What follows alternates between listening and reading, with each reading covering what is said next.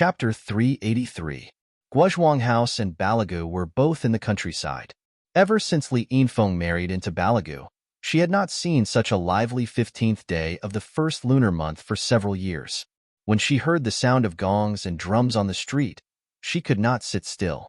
It seemed that she was even more anxious to go out than Zhang Xiaohua. On the contrary, the 18-year-old Zhang Xiaohua was very well behaved and sat down with a smile. Nonsense. His divine sense had already been sent out. Of course, he did not need to be so anxious. But he sat so steadily that it unconsciously made everyone present think highly of him. Of course, look at this child. He really seemed to have lived in a big town. This calmness was not something that ordinary people could compare with. Seeing that it was almost time, everyone was full. Old shopkeeper Li got up and, together with shopkeeper Yu, led everyone to the street. They followed the flow of people and admired the lanterns on both sides of the street. The 15th day of the first lunar month was the day of the full moon. High in the sky, a bright moon hung there. Many shops on both sides of the street hung up homemade lanterns. There were also hawkers who set up stalls to sell lanterns. In the flow of people, there were old and young. All of them had lanterns in their hands. They walked and looked and chatted. Not long after Zhang Xiaohua and the others left the Li family, they came across a stall selling lanterns. Shopkeeper Yu waved his hand and everyone bought one. Even Zhang Kai accepted it gladly. He carried a medium-sized lantern in his hand. Zhang Xiaohua was very surprised when she saw this. In her impression, her father was a somewhat old-fashioned person. She had never seen him carry such things for children. But then she saw old shopkeeper Yu and old shopkeeper Li also carrying a lantern with a smile. She laughed in her heart.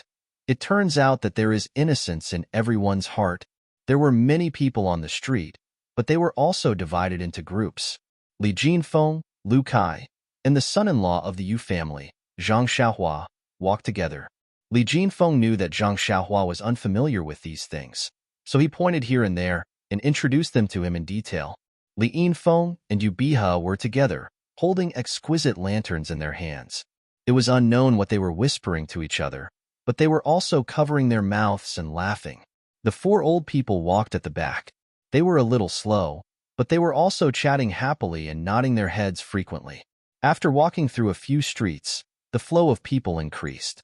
It was as if they had been cooped up at home for an entire year and only came out now to get some fresh air. In front of them, the sound of gongs and drums could be heard. Waves of cheers could be heard. Li Jinfeng explained with a smile. In front of us is a big square in the west of the city. Most of the temple fairs during the new year are held here. Presumably, there is a lion and dragon dance performance now, which is why it attracted so many cheers. When Zhang Xiaohua heard this, he couldn't help but feel a little strange. He had an affinity with this square in Lu Town.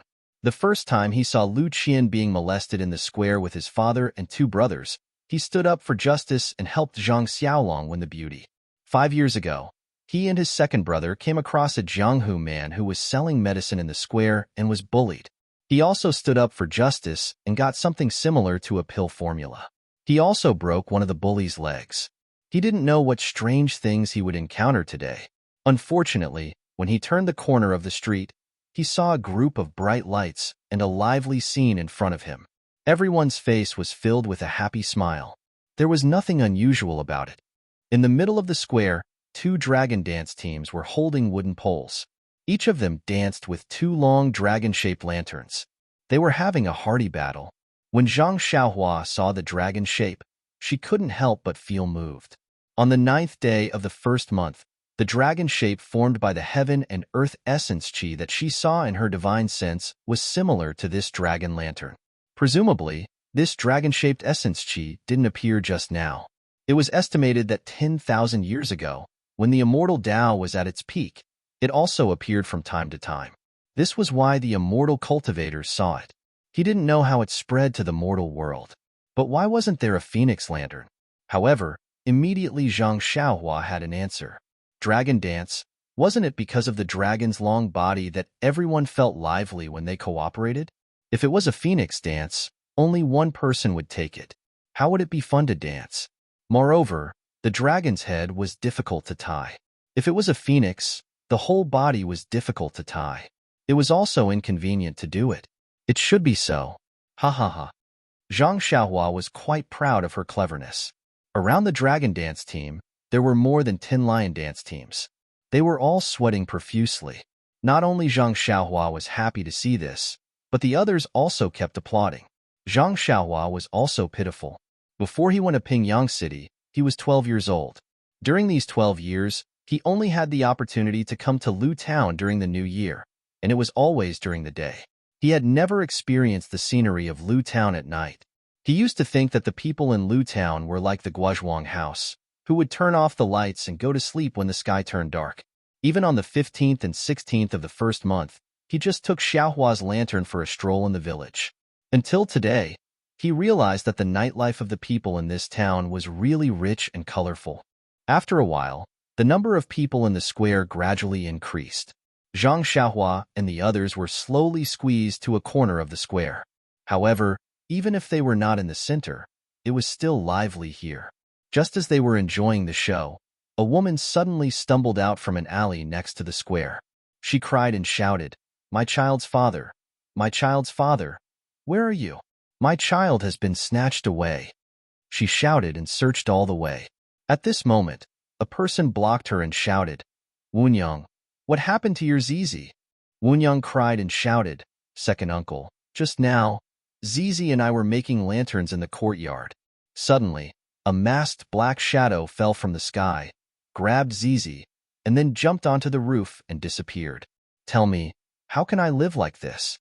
The person pointed in a direction and said, "I think I saw Brother Lu over there just now. You go and look for him." Sigh. Wunyang grabbed his hand as if she was asking for help. She had long forgotten her scruples and said, "Second uncle, can I trouble you to go to the government and ask them to send someone over?" The person said firmly, "Don't worry, Wunyang. I'll go now. However, you have to be mentally prepared. During the new year, the government is the most lax. Moreover, according to what you said, that person is a high-ranking person. How would the government dare to interfere?" Wunyang cried even more miserably and said, Then, I really can't live anymore." After saying that, she stumbled in that direction again. The person called Second Uncle also sighed and said, "This world." He touched his money pouch, separated the crowd, and went straight to the government. At this moment, a familiar person next to him said, "Sigh, poor Zizi. I just saw her at the corner of the street this morning. She's a very cute little girl." The person next to him also said in surprise, "Don't you think it's strange? Why would someone be interested in a girl from an ordinary family? If he wants to kidnap someone, he should kidnap a beauty, right?" "Yes," Second Aunt said that it's obviously a master in the martial arts world. "Wouldn't it be better if he came at night? Why did he have to kidnap her now? What time is it now?" Another person said, "Don't underestimate this girl. When I met her this morning, Second Aunt was taking her for a divination. The blind fortune teller said that this girl's ghost fate is on the 7th day of the 7th month. It's the most gloomy. If she can be used properly and find a good husband, she will bring good fortune to her husband's family." TSK, could it be that the martial arts master in the martial arts world eavesdropped on it and was itching to kidnap her before the sky turned dark? Cripple, you're just talking nonsense. Zizi is just a 7-year-old child. I'm just saying, maybe the martial arts master is interested in this? These words were getting more and more unpleasant. Sigh. Zhang Xiaohua sighed. Human nature was really unpredictable. He turned to the side and saw several pairs of eyes staring at him. Zhang Xiaohua was stunned. She reached out and rubbed her face left and right. Puzzled, she said, "Father, there's no dust on my face, right?" Zhang Kai said, "No. Even if there is, it's so dark. How can I see?" "Then why are you looking at me?" Zhang Xiaohua was very puzzled. Zhang Kai frowned. He looked around and whispered, "Xiaohua, didn't you hear about what happened to Zizi just now? Don't you have anything to say?" Zhang Xiaohua said, "Of course, I have extreme sympathy. If her mother was born a few hours later, perhaps there wouldn't be such a tragedy." Zhang Kai pointed at Zhang Xiaohua angrily. He didn't know what to say. He lowered his voice and said, "Didn't you learn martial arts? Seeing her child go missing as a mother, she doesn't want to live anymore. Don't you have any intention of helping her? In fact, when the second mother said that her daughter had been taken away, Zhang Xiaohua had already released his divine sense. He had already seen the black-clothed man with the little girl under his armpit. However, there were many people in the square now. The black-clothed man's qigong didn't seem to be very good. Zhang Xiaohua wasn't in a hurry to chase after him. He only wanted to find an opportunity to relieve himself or play some sort of squeezing before going to rescue the girl. But now that his father had pointed it out in front of him, he was in a bit of a dilemma. Actually, it wasn't really a dilemma. Zhang Xiaohua just wanted to stand out in a low-key manner. But these people in front of him, who didn't know that he was an expert, if not for this, Zhang Kai wouldn't have pointed at him and scolded him. Thus, Zhang Xiaohua smiled and said, "Father, don't be angry. Your good son will go now. What do you think?" Go where? The cucumbers are already cold. What's the use of you going now?" Zhang Kai looked at this unfilial son and was still fuming. Zhang Xiaohua touched his nose and was a bit speechless. What was wrong with his father?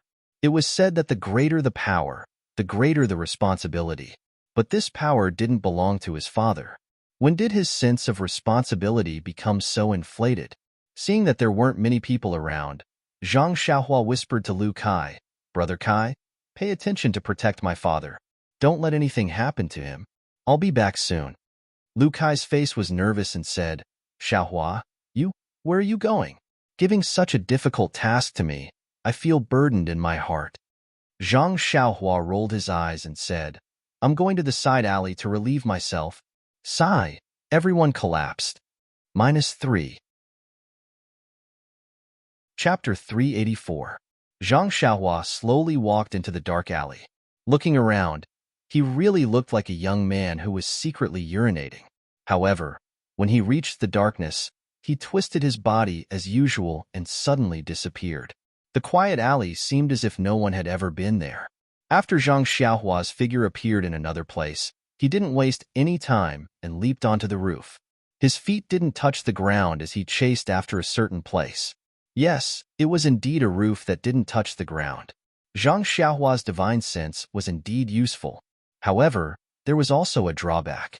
It was like a person standing at a very high place overlooking Lu Town. Everything was in his eyes, but everything was clear and there was no distinction of importance. Just like just now, when Zhang Xiaohua heard Wu Nyang's narration, he released his divine sense to search. However, Lu Town was so big. Although Zhang Xiaohua's divine sense could barely cover it, if the black figure didn't leave hurriedly on the roof, he might not be able to track him down. At this time, after a delay, the black figure had gone far away. It seemed that he had escaped the range of Zhang Xiaohua's divine sense. Zhang Xiaohua didn't dare to be negligent. A 7-year-old girl was at the age of flower buds. If something happened to her, her life would be over. Zhang Xiaohua chased after the black figure with all his might. At the same time, he carefully recalled the records of the divine sense in the Carefree Heart Sutra. He wanted to find the technique of using the divine sense in order to overcome the shortcoming of using the divine sense crudely. Half a cup of tea's time passed. Zhang Xiaohua didn't find the answer he was looking for from the Carefree Heart Sutra. This Carefree Heart Sutra was just a basic cultivation method. It only talked about the methods of drawing qi into the body and refining qi. For other magical powers, it only explained the things to pay attention to, but there wasn't the slightest bit of technique to use. Presumably, there wasn't a unified standard for the use of the divine sense. Perhaps each family had their own secret method, so this sutra didn't have any records. While Zhang Xiaohua was pondering, a black shadow jumped out from another place in her divine sense. It was also holding a black object under its armpit and running in another direction. Zhang Xiaohua was startled, but she immediately understood. No wonder she couldn't find him after chasing him all the way. She thought she had made a mistake and didn't see that the black-clothed man's qigong was extremely brilliant.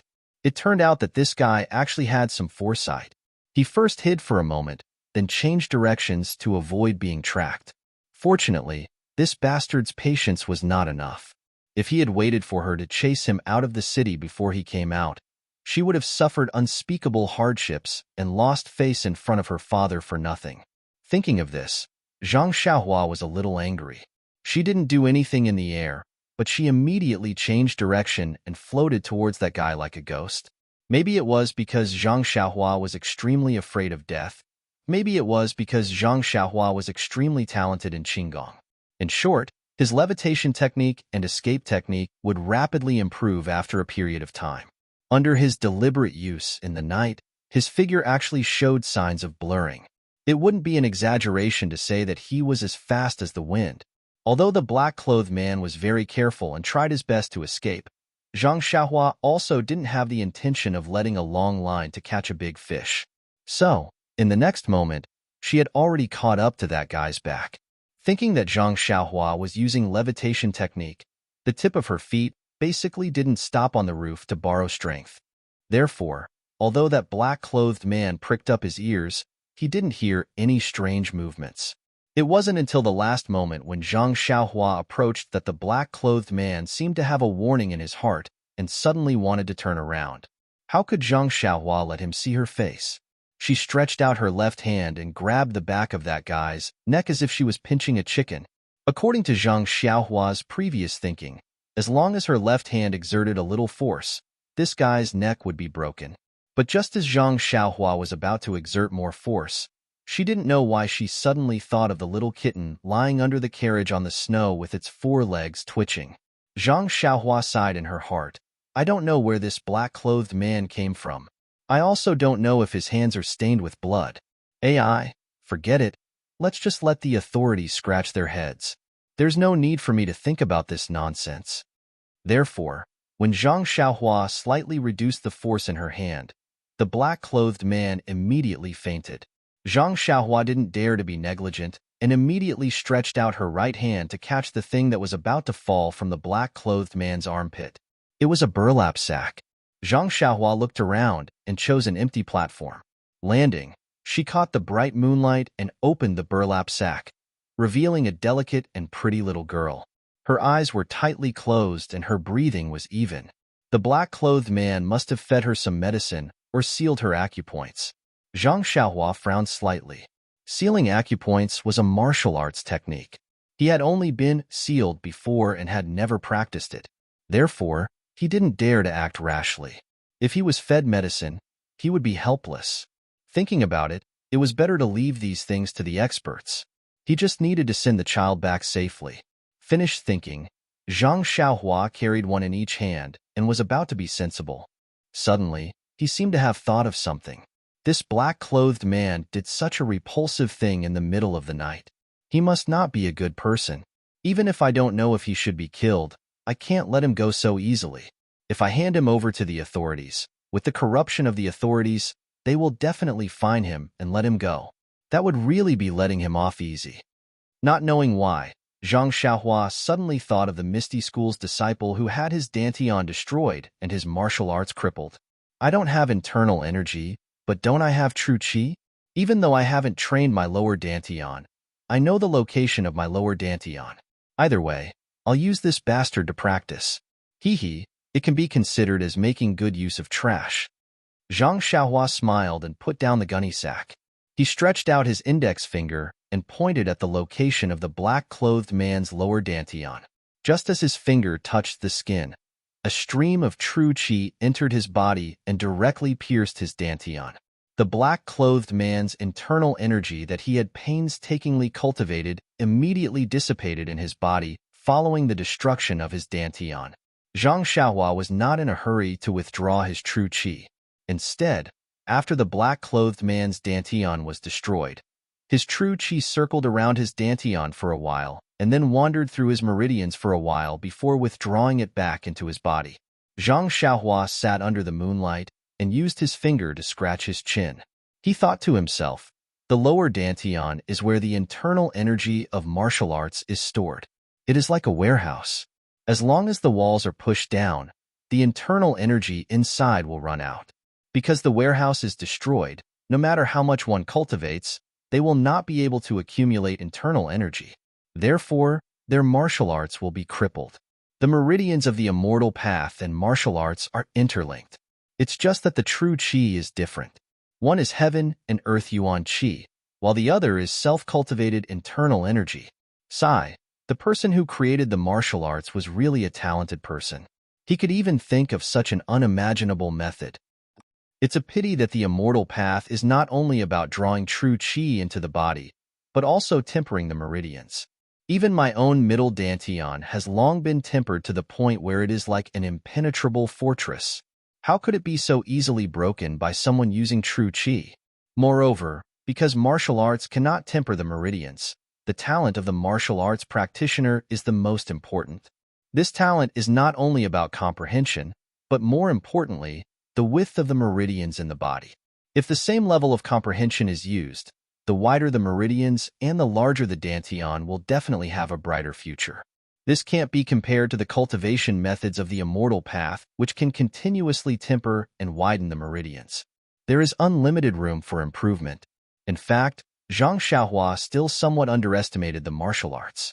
No matter what, the martial arts were also based on the immortal path. How could the creator of the martial arts not understand the principles within? It's just that the cultivation methods of the martial arts were also divided according to the creator. Moreover, because the martial arts had existed for tens of thousands of years, a profound internal strength cultivation method would also have various branches. Each branch would have a unique aspect.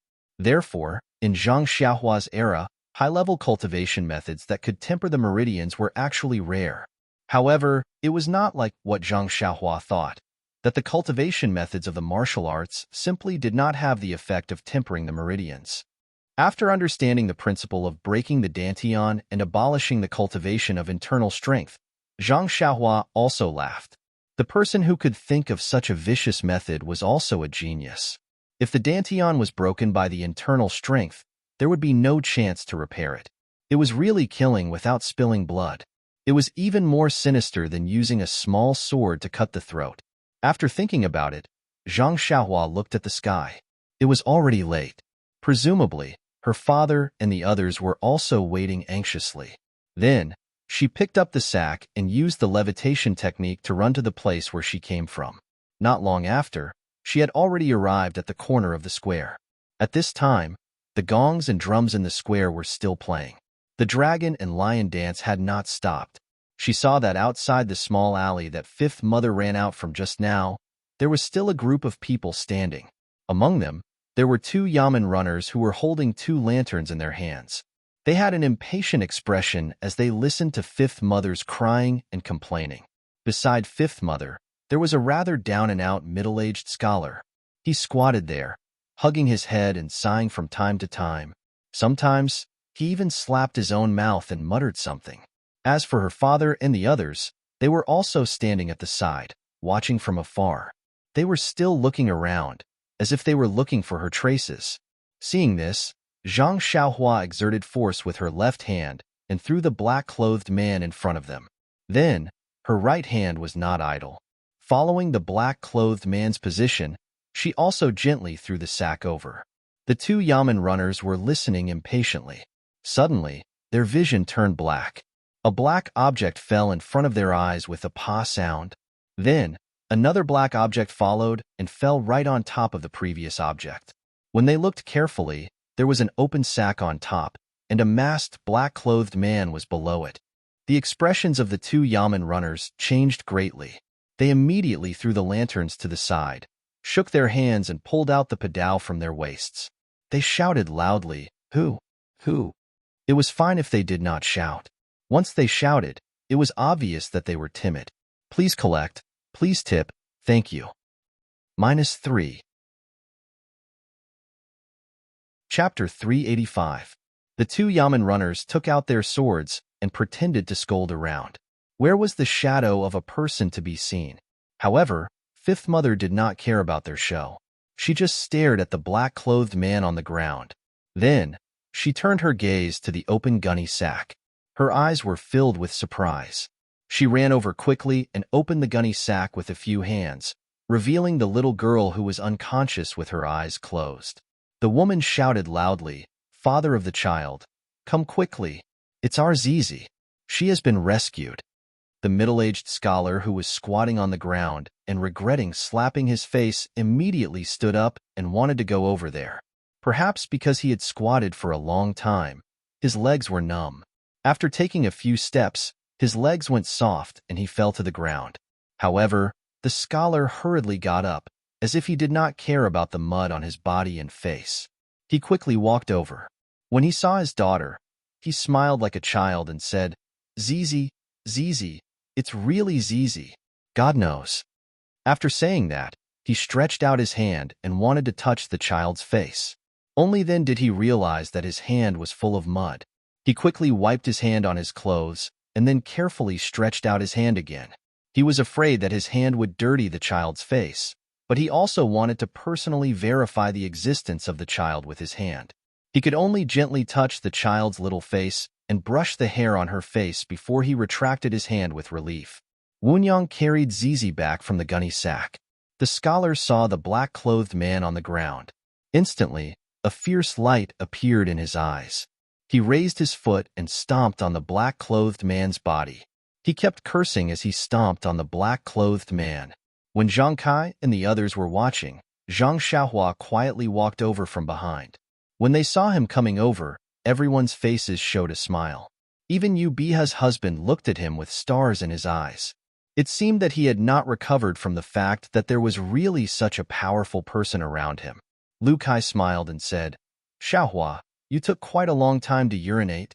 Zhang Xiaohua shrugged and said, "Oh, I can't help it. Uncle Li is really enthusiastic. He let me drink so much wine. Young people digest well. As long as I go more often, please don't blame me."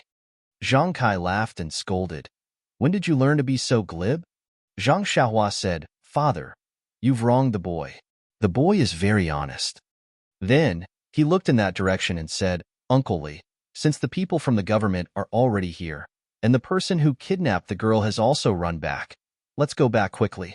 It's already late. It's better to rest early." Zhang Kai also knew Zhang Xiaohua's problem, so he said, "Sai, young people lack sleep. Brotherly, let's go. I've already seen the Lantern Festival. It's really eye-opening. If I have time next year, I'll have to ask you again." Old shopkeeper Li smiled even more brilliantly and said, of course, you're welcome to harass me. You're welcome to harass me." With that, everyone prepared to return home. However, at this moment, a new situation suddenly occurred. The scholar stepped on the man in black with all his strength, and the two Yamen runners howled for a long time but still couldn't see a shadow. They were about to put away their padao and come over to watch. In fact, the two of them were half happy and half worried. They were happy because they caught the thief effortlessly. Of course, it was a great merit. They were worried because this person was obviously from Jianghu and was definitely not someone they could afford to offend. It was like a hot potato that was forced into their hands. The black-clothed man had only fainted from Zhang Xiaohua's grip. After the fall and the scholar's ferocious assault, he slowly regained consciousness. When he opened his eyes and looked around, he did not quite understand what had just happened. However, what had just happened was not important. What was important was how to escape from here. In front of him, there were only two people who wanted to go forward but didn't dare to. The one who was trying to step on him was a weak scholar. The little girl was still unconscious, and there were only a group of men and women in plain clothes surrounding him. These people were just like ants in his eyes. Why would he care about them? The man in black understood his situation. He grabbed the scholar's foot and was about to throw him away with his strength. At this time, he found that he couldn't mobilize his genuine qi. Then, he checked his genuine qi, and his face immediately turned pale. His inner strength was abolished. What should he do? Thinking of this, the man in black used all his strength to pull the scholar down. Then, he turned around and forcibly took the little girl from Wunyang's hands. He held her with his left hand, and then took out a dagger from his arms with his right hand and put it on the child's neck. He screamed, "Get out of the way! Get out of the way, or I'll kill this child." When the two Yamen runners saw that the man in black had woken up, they were scared witless and immediately ran away. The surrounding people were also stunned and didn't know what to do. Wunyang rushed over from the side and begged while crying, "Hero, please kidnap me. Please put down the child. Okay?" The man in black kicked Wunyang aside and scolded, "What's the use of keeping you? You're already an old noob." Zhang Xiaohua, who was about to leave in the distance, saw this and immediately put her hand into her arms. At this time, the scholar, who had just been pulled down by the man in black, took advantage of the moment when the man in black turned his attention to Wunyang and pounced on him desperately. One of his hands first grabbed the sharp blade of the dagger on the child's neck, and the other hand grabbed the man in black's wrist. Then, he stretched out his head and bit the man's hand that was holding the dagger. The man in black screamed in pain and raised his leg to kick the scholar's waist. However, even if the scholar was in pain, he still didn't let go. Blood immediately flowed from his hand that was holding the dagger and dripped on the child's fair neck. The man in black kept kicking, but the scholar seemed to be determined. He gritted his teeth and didn't let go. Immediately, blood also flowed from the man in black's hand. The man in black was even more nervous. He held the girl with one hand and used his other hand to snatch the dagger back. His other leg also kept kicking the scholar. Seeing that the scholar was bleeding from the corner of his mouth, the people who were watching by the side couldn't stand it anymore. Someone shouted, "Old and young men, this is our Lu town's villagers. We must not let this bad guy hurt our child. Charge, trample him to death. Let's see how arrogant he can be." As he shouted, a short and fat man led the crowd out and ran towards the man in black. Since there was a big brother leading the way, the others also rushed up like the wind. When the man in black saw this, his eyes revealed a look of horror. He didn't expect that the man in black, who usually looked like a yes-man and timid, would have a hot-blooded side. He quickly let go of his right hand and threw the girl aside. At this time, the scholar was also exhausted and could no longer hold on to the man's wrist. His hand loosened and the man in black broke free.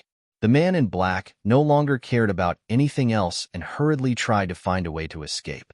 Unfortunately, he was already surrounded in the span of a few breaths. Seeing this scene, Zhang Xiaohua didn't take out her small sword. She knew that the man in black's internal strength had been destroyed and was about the same as an ordinary person. With so many villagers around, he might not be able to escape. When the man in black saw that the crowd had surrounded him, he waved the dagger in his hand up and down and said fiercely, "Whoever dares to come up, I'll take his life." After saying that, he walked in a direction. The people in front of him immediately hid outside in fear. It was okay to make a scene, but they couldn't hurt their own lives. When the man in black saw this, he was overjoyed. Just as he was about to rush out, he heard a person in front of him shout, "We can't let him escape. If he comes back to snatch girls in the future, what should we do? Come on, burn this evil man to death." After saying that, a lantern flew out of thin air and smashed onto the man in black. With a tongue sound, the lantern was ignited and the man in black's clothes were immediately set ablaze. When the crowd saw this, their eyes lit up and the lanterns in their hands were thrown at the man. In an instant, countless lanterns gathered together and burned. The man in black immediately became a burning fireball. No matter how he swatted at the lanterns or even rolled on the ground, he couldn't extinguish the fire on his body. The man in black was burned until he screamed in pain. Even so, the burning lanterns were still thrown at him. At this time, Zhang Xiaohua completely took out her hand from her chest. She muttered, "The ancient said, the most brilliant martial arts, in the vast sea of people's war, are also helpless. There is no need to deceive." Amidst the flames, the man in black gradually stopped howling, and his rolling body also stopped. Zhang Xiaohua looked at him and sighed, saying, "Let's go, Uncle Li. It's really late. If we don't leave now, I'm going to fall asleep here." The people by the side were also dumbstruck. They really didn't expect that the man in black would end up like this. He was burned alive. Even if they knew that the man in black was doing bad things, but seeing such a miserable state, they still couldn't bear to see it. Hearing Zhang Xiaohua's urging, they also suppressed the emotions in their eyes and walked out along the edge of the square. And the eyes of the commoners who were watching the man in black's burning body actually sparkled with excitement. On the way, Zhang Xiaohua and the others didn't speak. They only walked silently under Li Jinfeng's lead. Walking in the middle of the crowd, the two women's faces were also a little pale. Their eyes flickered, as if the scene just now had left a deep impression on them. When they returned to the Li family, No one had the slightest desire to sleep. Old shopkeeper Li set up a table in the hall and asked people to brew hot tea. Everyone drank a cup. Only then did they warm up. They looked at each other with lingering fear. Li Jinfeng said, "It's really too shocking. I really didn't expect that it would end up like this." Everyone nodded. Only Zhang Xiaohua asked, "Brother Li, what did you think would end up like this?" Li Jinfeng was a little speechless, saying, "At first, I thought that the man in black would be taken away by the Yamen runners. But I didn't expect that when the man in black took out his dagger, the one who ran first was the one who shouldn't have run the least." -3. Chapter 386. Yes, Li Jinfeng was speechless. The government that he had high hopes for had given him the most disappointing answer. What else could he say? But Li Jinfeng's lips were still trembling slightly. "But to burn that person to death, it's really cruel," Lu Kai added. Seeing that the younger generation in the hall were all discussing, the four old men sitting at the head of the table were silent. Zhang Kai was a little better. Although he was older, he only lived in Guozhuang House. The hatred of the villagers was all in the open. Most of them were rumors and gossip. It was rare for someone to actually do something like this. He had also never seen so many people vent their anger on one person and burn him to death. For a moment, he was not used to it. Old shopkeeper Li and old shopkeeper Yu were not the same. They lived in Lu Town and had seen many petty thieves. In their business dealings, it was not uncommon to see despicable methods. Especially last time, when old shopkeeper Li's family was almost wiped out by the mountain bandits, his mentality had already changed slightly.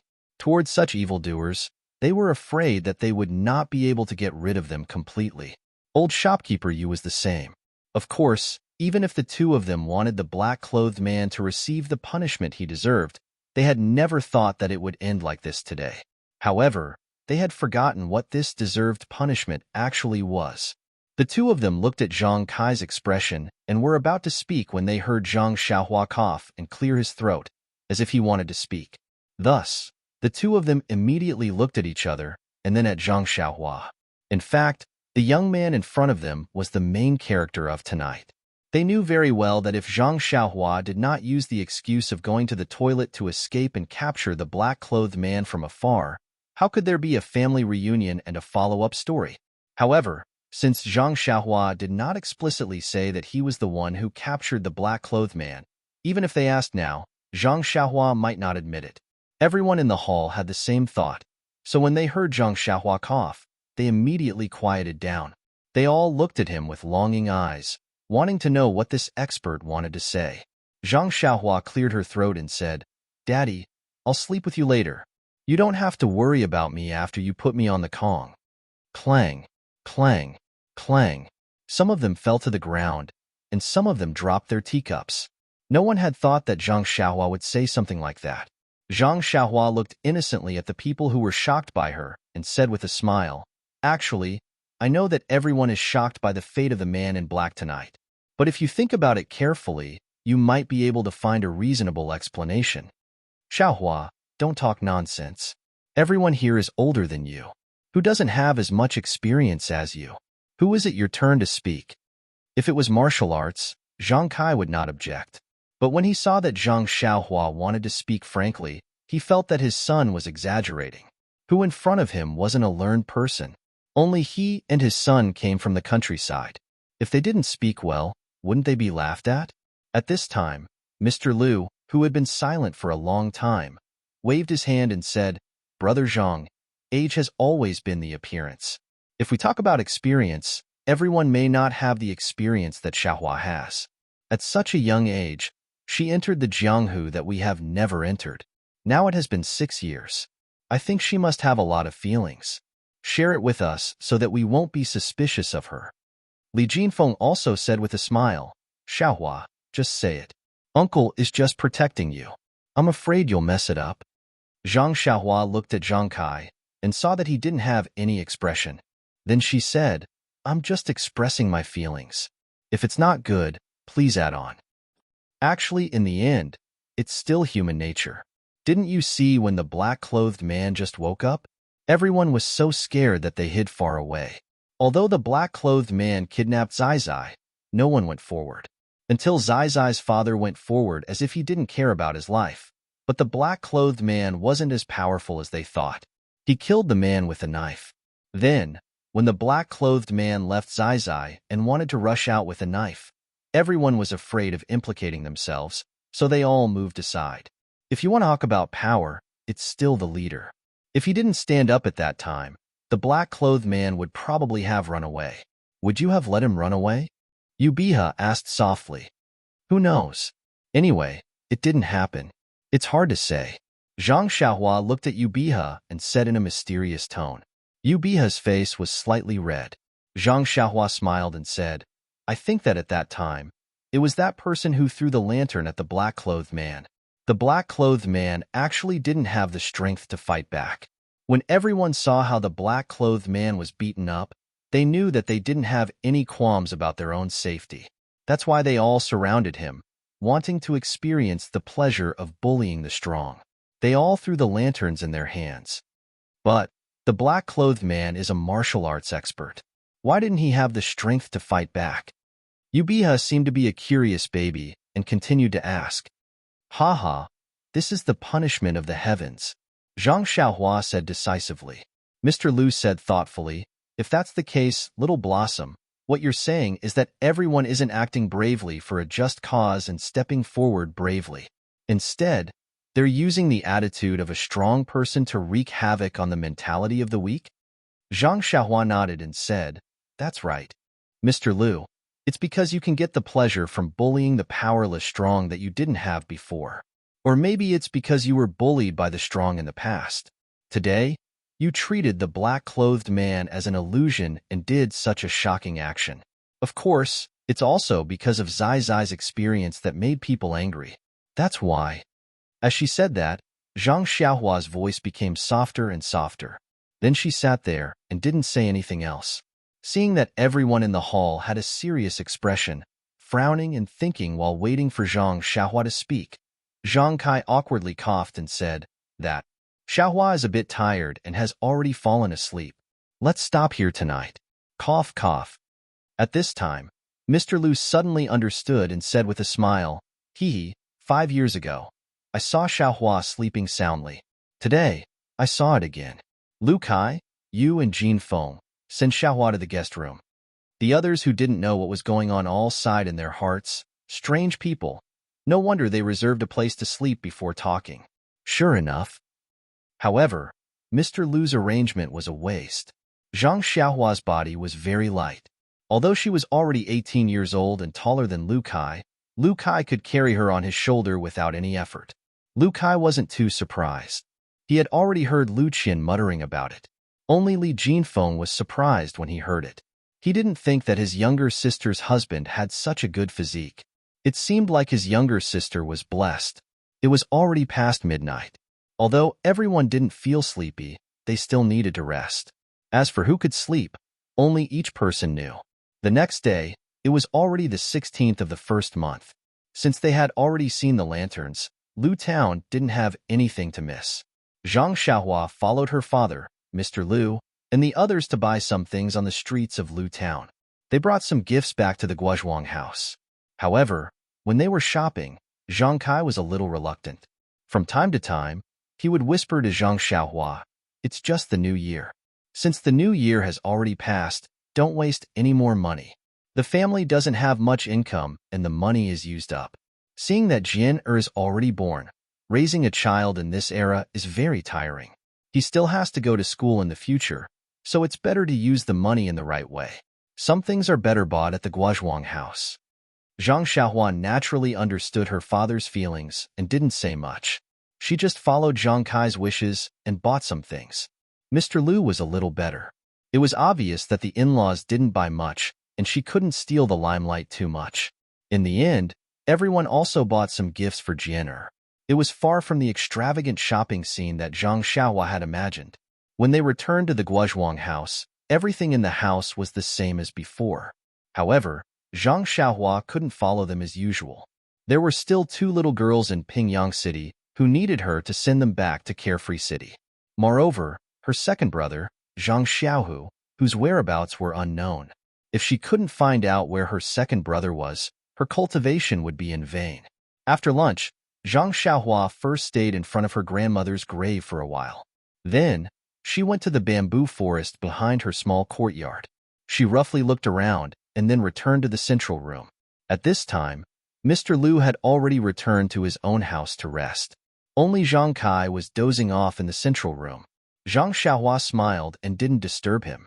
She went out and called her eldest brother, Zhang Kai, over.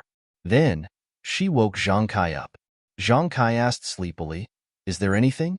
"Xiaolong." Zhang Xiaolong spread out his hands and said, "Father, Xiaohua asked me to come." Zhang Xiaohua said mysteriously, "Father, do you think we have enough money now?" Zhang Kai frowned and said, "We have enough." "What's wrong?" "Xiaohua, is it because you didn't have anything in town this morning and are too embarrassed to ask?" "No, father. What can I buy? It's just that when you bought something in the morning, I felt a little distressed." Zhang Xiaolong next to her said with some shame, "Xiaohua, it's all your eldest brother's fault. I don't know how to make a living. I can only dig for food in the soil. These few years, we relied on the banknotes you brought back to renovate the small courtyard and build another one next to it. Father must be worried that the banknotes aren't enough. That's why you can't bear to part with them. Moreover, the banknotes are still left for." He seemed to be unable to say the rest of his words. Zhang Xiaohua listened and said with a smile, "Look at what you're saying, eldest brother. I brought the banknotes back for the family to spend. When I find second brother, naturally, there will be a share for him."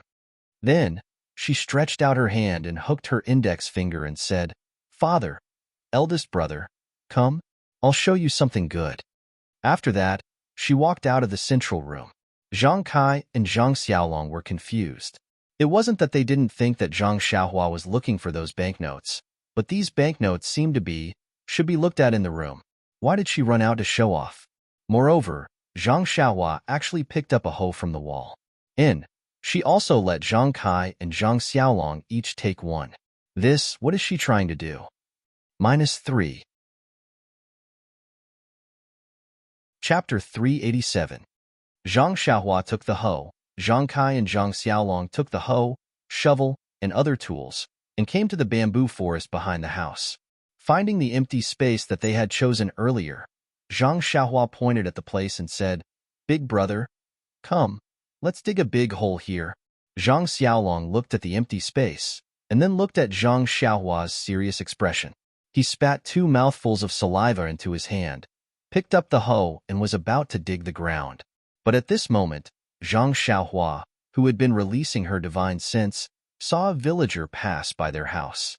She quickly pulled her big brother's hand and said, "Wait a moment, big brother, someone passed by." Zhang Kai frowned and said softly, "Xiaohua, what are you doing?" Zhang Xiaohua also frowned. She suddenly patted her forehead with her hand and said with a bitter smile, "Father, big brother, I thought wrong. Let's go back to the house." Finished speaking, she walked back to the courtyard without looking back. Zhang Kai and Zhang Xiaolong looked at her, and then looked at each other. They didn't say anything, and took the tools and followed her back to the small courtyard. When they entered the courtyard, Zhang Xiaohua was standing in the courtyard in a daze. She seemed to be thinking about something. Zhang Xiaolong took the shovel from Zhang Kai's hand, and was about to put it in the corner. Zhang Xiaohua said, "Big brother, wait a moment, I still need to use it." Finished speaking, she turned her head and said, "Father, big brother, come to this house." "Oh, right. I'll go and lock the courtyard door." Zhang Xiaohua locked the courtyard door and brought the 2 people to her small house. As soon as they entered the house, Zhang Kai asked, "Xiaohua, what are you doing?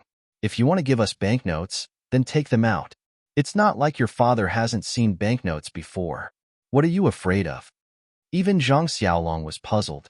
"Yes, isn't it just banknotes? What was the hoe for?" Zhang Xiaohua looked at their confusion and scratched her chin with her fingers.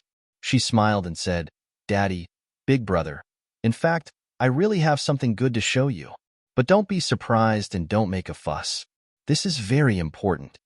Zhang Kai and Zhang Xiaolong frowned at the same time, but they also thought about it and nodded. What a joke. How old were they? What was there to fuss about? Seeing that both of them had agreed, Zhang Xiaohua was still secretly laughing in his heart. Actually, he had only said so much to give them some mental preparation. If they were not surprised and did not make a fuss, then he would make a fuss instead. Presumably, he took out the money pouch from his bosom. Seeing Zhang Xiaohua take out the money pouch, the two of them were even more surprised. After so many years, why hadn't Xiaohua changed this old money pouch? Even if he took out a stack of banknotes, they wouldn't make such a fuss. However, what happened next left them dumbfounded. They saw that in the spacious hut, a huge wooden box suddenly appeared inexplicably. Hey, the two of them shouted at the same time. You, Xiaohua, this. What's going on? Looking at the surprise of her father and big brother, Zhang Xiaohua was very satisfied with this effect. She smiled and said, Daddy, big brother, this is my savings. Oh yes, it's also my spoils of war. I got it from the bandits when I went to Shizue Mountain to save sister-in-law Lu last time. Ah, the two of them suddenly realized and said, I see. But, where did you put it? Zhang Xiaohua shook the money pouch in her left hand and said, I put it here. However, this thing is very mysterious. Only I can see it. No one else can see it. Zhang Kai just looked at the very ordinary money pouch. He seemed to be considering the authenticity of Zhang Xiaohua's words. Zhang Xiaolong reached out to take the money pouch. Zhang Xiaohua naturally handed it over. Sure enough, no matter how Zhang Xiaolong looked, there were only 2 small stones, some scattered silver, a few banknotes. There was no big box. It was impossible to have such a big box. Throwing the money pouch to Zhang Xiaohua, Zhang Xiaolong looked at Zhang Kai. Zhang Kai didn't know what to say at this time. Zhang Xiaohua said, Daddy, big brother, don't you want to see what's inside? Zhang Xiaolong smiled and said, Of course, we want to. Open it quickly. Walking to the front of the box, Zhang Xiaohua was about to open it. Zhang Kai shouted, Xiaolong, close the door first. Zhang Xiaohua had been releasing her divine sense. Of course, she knew that no one would see it. Zhang Xiaolong walked to the door and looked at the quiet courtyard. He carefully closed the door and locked it carefully. Only then did he return to Zhang Xiaohua's side. Zhang Xiaohua smiled and said, Big brother, why don't you open it yourself? But remember, don't scream. Seeing Zhang Xiaohua being so mysterious, Zhang Xiaolong was already prepared in his heart. So, he also smiled and went forward, opening the lid of the box casually. However, even if he and Zhang Kai were already prepared in their hearts, when they saw the box full of gold, they were still petrified. After a cup of tea's time, the two of them recovered. Their first reaction was Zhang Xiaolong immediately closed the lid of the box tightly. Looking around, it was as if there was someone spying on them. Zhang Kai also asked quietly, Xiaohua, this thing, who else knows about it? Zhang Xiaohua smiled and said, Daddy, big brother, there was one person just now. Now there are 3 people. Good. Zhang Kai nodded and slowly paced back and forth. Not to mention that Zhang Kai was just a farmer in the countryside. Even a noble person like Mr. Lu would drool at the sight of this box of gold and silver. He naturally had to consider it carefully. After pacing back and forth a few times, Zhang Kai waved his hand and a word jumped out, dig. Good, clean, and efficient. Nonsense. Why would I not want the things my son brought back? In the future, I won't have to be so stingy. After receiving his father's order, Zhang Xiaolong spat 5 or 6 mouthfuls of saliva on his hand in one breath. He gathered his strength and started digging in the open space of the hut. Seeing this, Zhang Xiaohua happily took the hoe and dug with her big brother. However, she hadn't worked with her big brother for a long time. Zhang Xiaohua seemed to have returned to her childhood in the fields. However, looking at Zhang Xiaohua digging far away from him, Zhang Xiaolong was puzzled and asked, Xiaohua, why are you so far away from me? I won't touch you. Zhang Xiaohua smiled and said, Let's dig a bigger hole. There are still a few boxes. Zhang Xiaolong staggered and almost threw away the hoe in his hand. What are you talking about? A box is enough to scare people to death. You actually have a few boxes? To say that father and son go to war, brothers dig holes, was really not a joke. In less than the time it took to eat a meal, the entire open space of the hut was dug into a deep hole. Zhang Kai was right. Zhang Xiaohua should stay in the village to farm. The holes in the hut were basically the fruits of his labor. Zhang Xiaolong was so tired that he was panting after digging more than half of it. Only Zhang Xiaohua was working hard for her family. After the preparation work was done, one box after another appeared neatly in the dug hole. Including the one that was just taken out, there were 5 boxes. At this time, Zhang Kai and Zhang Xiaolong's attention was no longer on how Zhang Xiaohua took out the boxes. Instead, it was on the boxes that Zhang Xiaohua took out. Zhang Xiaohua didn't find it troublesome. She also put the box outside the hole into the hole. Only then did she stand at the side proudly. This time, Zhang Kai personally jumped into the pit and opened the chests one by one. Of the 5 chests, except for 2 that were filled with jewels, the other 3 were filled with shiny gold. Zhang Kai and Zhang Xiaolong stood in the waist-deep hole and walked back and forth. They looked at this and touched that. They really couldn't believe that this shocking wealth was now theirs. After a while, Zhang Kai gritted his teeth and said, "Xiaolong, close the lid and bury the box." "Okay, Dad." Zhang Xiaolong agreed loudly. After Zhang Xiaolong and Zhang Xiaohua buried the box with the soil that they dug out, there was still a lot of soil left in the hut. Zhang Xiaolong pointed to the soil and said, "Xiaohua, you just took out a lot of things from the money bag. You can put the soil back. Just treat it as a weight scale." Zhang Xiaohua knew that he wanted to be lazy and said, "Big brother, I can't take these. Even if the weight is ordinary, the value is far from it. Don't think about being lazy. I just dug the hole. This soil is yours." Hee. Zhang Xiaolong didn't realize that he was exposed. He opened the door and poked his head out to take a look. He took the things back and scattered the soil in the yard with Zhang Xiaohua. Zhang Xiaohua smiled and said, "Big brother, there is no one outside the yard. Don't worry. No one knows about today's matter." "Oh, that's good. That's good." Zhang Xiaolong laughed foolishly. It was just like how Zhang Xiaohua felt when she saw a box full of gold. The 3 of them sat down in the central room. Zhang Xiaohua poured tea. Zhang Kai and Zhang Xiaolong's eyes were a bit unfocused. They drank the tea in their cups mechanically. Zhang Xiaohua didn't say anything. She just drank and refined the energy of heaven and earth in the water. At her current level of qi refining, the energy in the water was almost negligible. However, no matter how small a fly was, it was still meat. With Zhang Xiaohua's temperament, how could she let it go? When the pot of tea was about to be finished, she saw that Zhang Kai's unfocused eyes gradually became spirited. The corner of his mouth also revealed a smile. He glanced at Zhang Xiaohua and put down the teacup in his hand. At this time, Zhang Xiaolong's eyes also focused. He smiled and looked at Zhang Kai. He also put down the teacup. Zhang Xiaohua said, "Father, big brother, it seems that you have already thought about how to deal with it. This matter is very troublesome. I don't know how to deal with it. Anyway, the money is spent by you. I don't need it. You can do as you see fit." Zhang Kai smiled and said, "Xiaohua, you are lazy. However, it doesn't matter. There is father, mother, and your big brother and sister-in-law at home. You don't need to worry. You just need to bring those things home." Ha ha ha. Zhang Xiaolong also smiled. He looked lovingly at his little brother who was almost as tall as him. Zhang Xiaohua was stunned and said, then, "Father, how are you going to use the gold? I have thought for a long time, but I still can't think of a way to not attract attention. This is really too easy to deal with." Zhang Kai smiled and said, "I remember that Mr. Liu often said that doing something beyond one's ability is playing with fire." -3. Chapter 388. He remembered that Shu Zihong said that Zhang Xiaohua was ungrateful. This knot in her heart should be untied here. Zhang Xiaohua was stunned and asked, "Father, why don't I understand what you're saying?"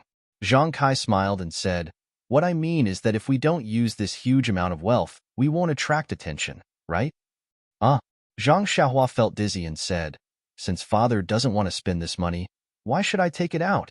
Zhang Kai said meaningfully, "You taking it out and not taking it out, of course, is completely different.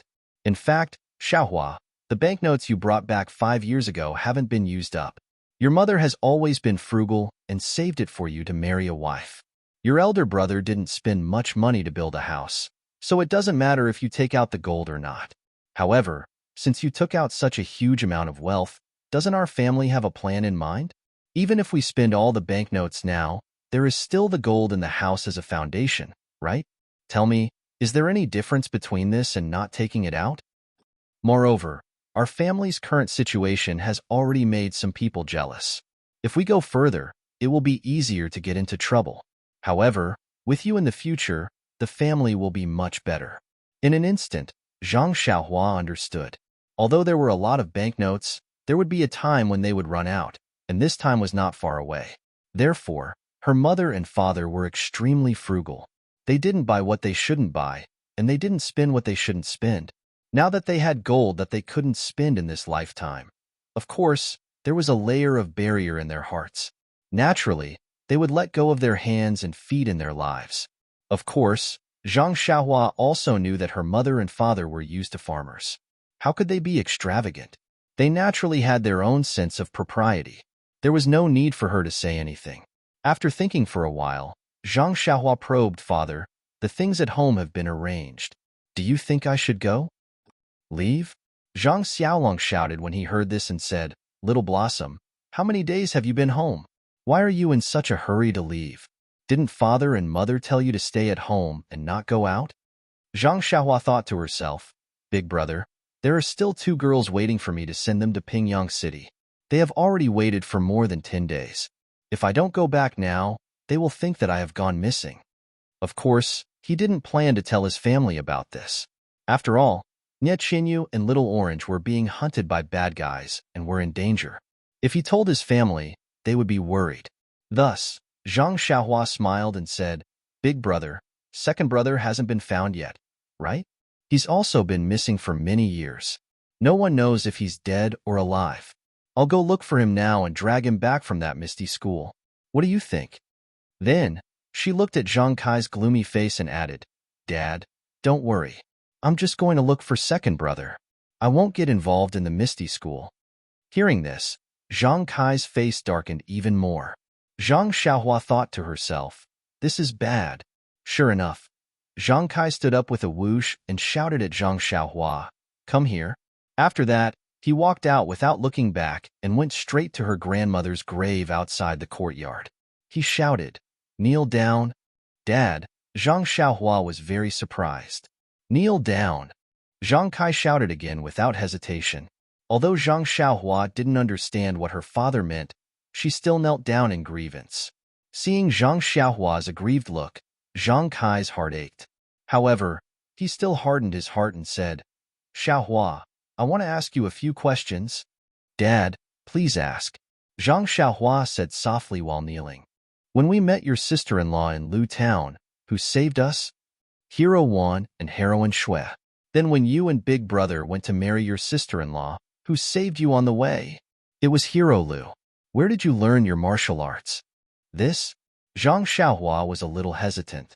His Carefree Heart Sutra was accidentally obtained from the Misty School's library. Then, he slowly figured it out. If it was not taught by the Misty School, then this sutra was indeed obtained from the Misty School. Moreover, his Big Dipper Magical Fist and the most basic Arhat Fist were also taught by He Tianshu. If his martial arts had nothing to do with the Misty School, then he would be going against his conscience. Therefore, Zhang Xiaohua said helplessly, "I learned it from the Misty School's library." "When you first arrived in Pingyang City and went to that manor, was it the Misty School's property? Did they give you a job?" It was undeniable that Huanxi Manor was the property of the Misty School. In other words, it was the Misty School that indirectly gave Zhang Xiaohua his first job. Zhang Xiaohua nodded helplessly. "Did your second brother join the Misty School and gain the favor of the sect master to become her direct disciple?" This was exchanged with my life," Zhang Xiaohua explained anxiously. However, Zhang Kai did not listen. He only asked, "You're just saying yes or no?" Yes. "All right, then ask yourself in front of your grandmother. Can you cut ties with the Misty School? Regardless of whether the Misty School admits it or not, shouldn't you be the first to admit that it was the Misty School that helped you? Now that the Misty School is in trouble and I heard that it was destroyed, don't you have any thoughts about it? You even dare to say if it wasn't for second brother Sun. What does the Misty School have to do with me?" Ask your grandmother in the netherworld and see how she will answer you. These words struck Zhang Xiaohua's head like a bolt of lightning. With a swoosh, Zhang Xiaohua broke out in a cold sweat. Even the bean-sized beads of sweat dripped from the top of his head. Yes, even if I'm not a disciple of the Misty School, the Misty School may not acknowledge me as a disciple. However, can I cut ties with the Misty School? Seeing his son like this, Zhang Kai's expression softened. He said, Xiaohua, be grateful. Remember, you must be grateful. Our family is poor, and you left early. These 5 years. Father knows that your life has been difficult and dangerous. Father didn't fulfill his responsibility as a father and didn't teach you properly. This isn't your fault. It's all Father's fault. Our family has received a lot of kindness from the Misty School. They say that a drop of water should be repaid with a gushing spring. You must remember, we must repay the Misty School's kindness. Zhang Xiaohua cried in shame. He said, I know, Father. I will definitely repay the Misty School's kindness.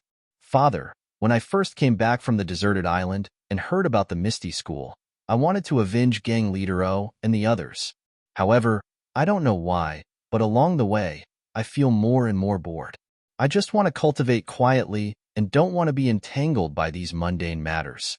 Now that I think about it, I don't even know what I said just now. Maybe I just said it casually. Yes, since you said it casually, then you must have such thoughts in your heart. I don't know about your cultivation of martial arts, but, Sai, let me talk about what happened yesterday. Since you caught that black-clothed man yesterday, you should have caught him thoroughly. Don't give him any chance to resist. Look at what you did yesterday, you almost made a mistake.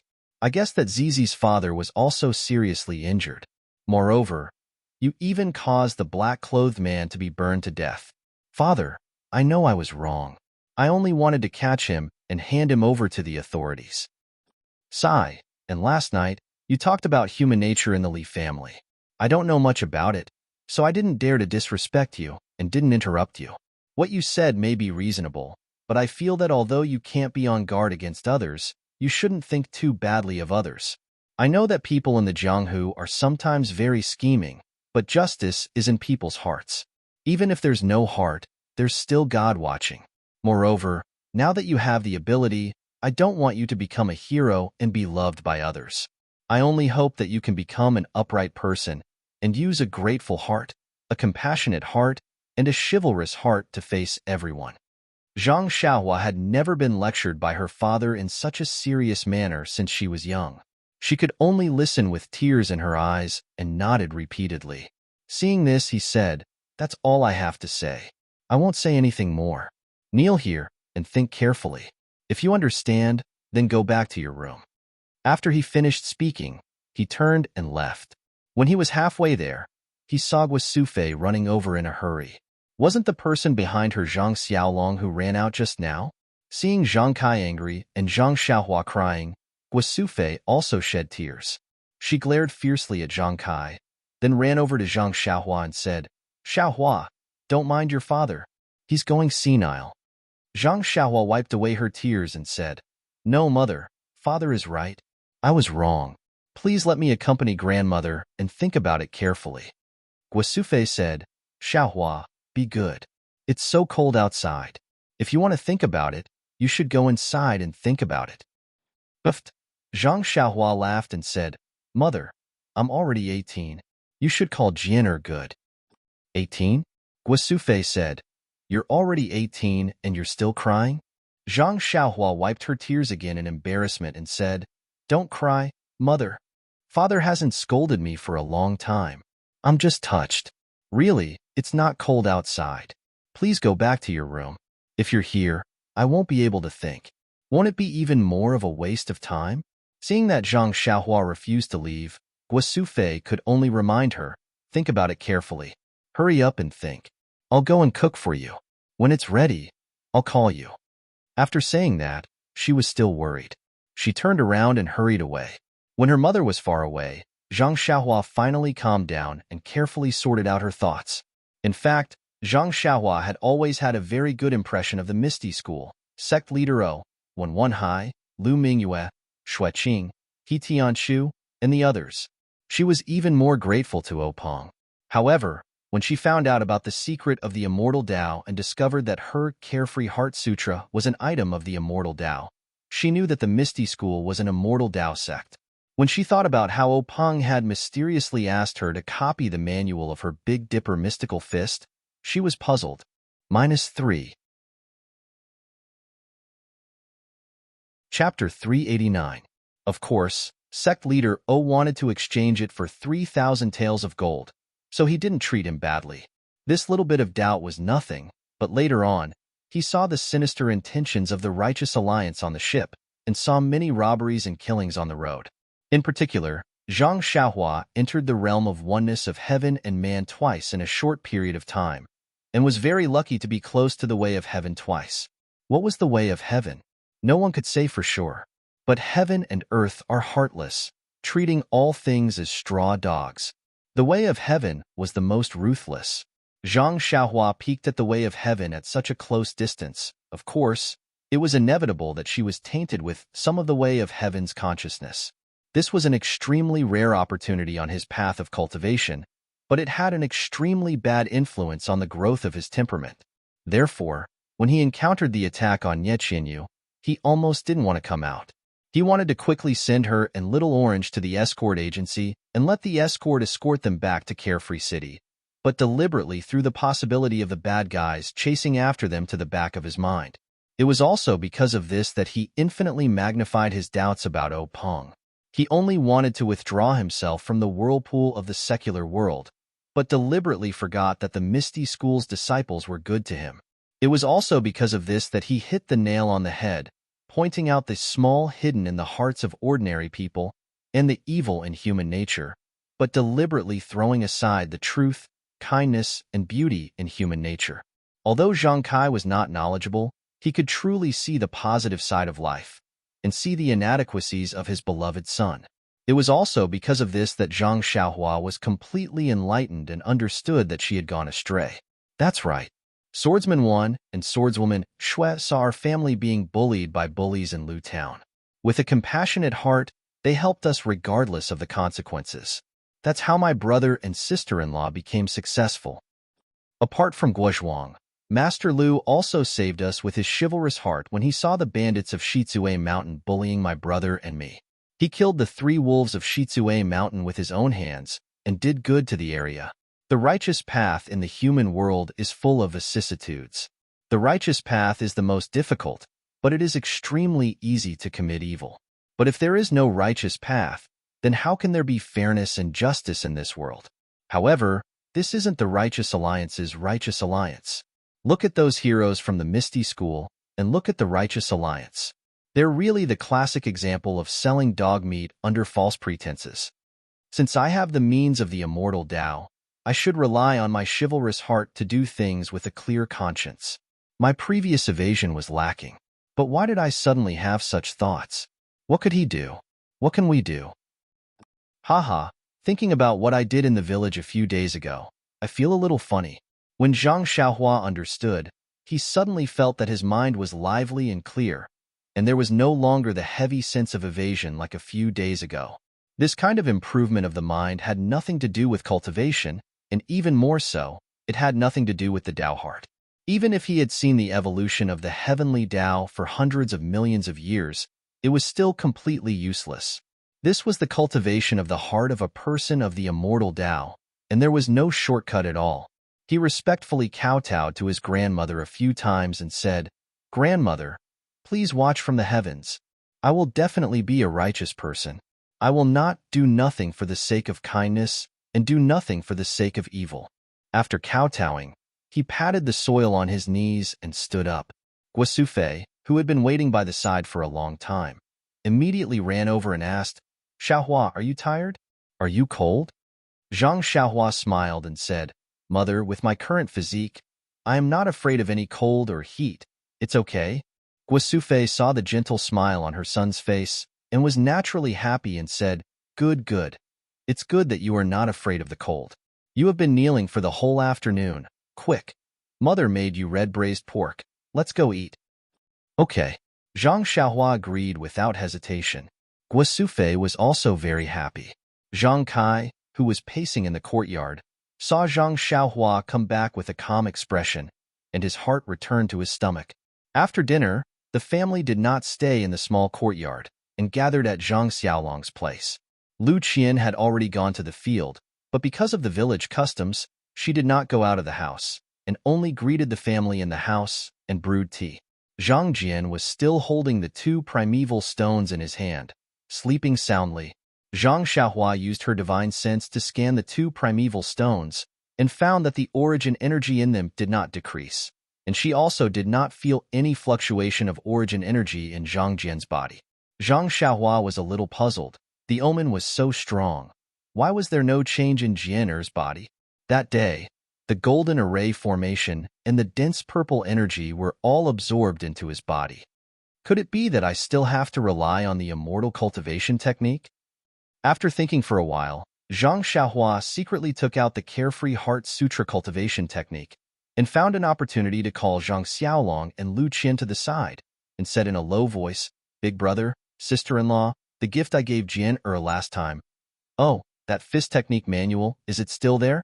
Lu Qian said curiously, "It is, Xiaohua. It is at the bottom of my box. Do you want it now? I will go get it." Zhang Xiaohua waved her hand and said, "No need. I have already memorized that fist technique. There is no need for it." Then, she turned to Zhang Xiaolong and said, "Big brother, what do you think of my strength? It is very scary. You are good at farming." "Damn, big brother, can we not talk about this?" "Oh right, big brother. Do you know where my strength comes from?" Zhang Xiaolong was stunned and said, "Strength is not innate. Could it be that you trained it from martial arts?" Lu Qian was unusually intelligent and immediately said in surprise, "Could it be that fist technique manual?"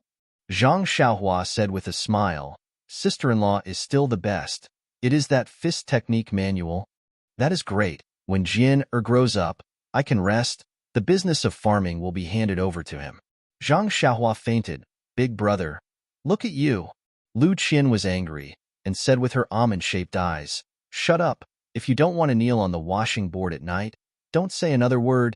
Zhang Xiaolong subconsciously kept his mouth shut, and fear appeared in his eyes. Lu Qian changed into a smile and said to Zhang Xiaohua, "Xiaohua, continue."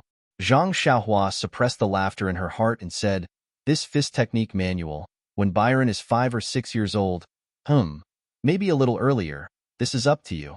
Let him see the pictures inside, and let him practice according to the fist technique manual." Don't we need to find someone who knows fist technique to teach?"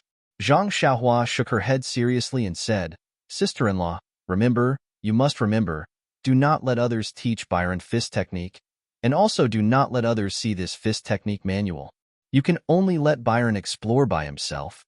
Lu Qian saw this, and with a serious face, she nodded repeatedly. "Also, sister-in-law, this fist technique, according to my experience, at the beginning, the limit is 9, and after 9 times, it is complete, at most, 9 times, 81 times a day. Any more than that is useless. After a certain level of practice, you will enter the second level, with 8 as the limit and so on, until you can practice once, 9 times a day."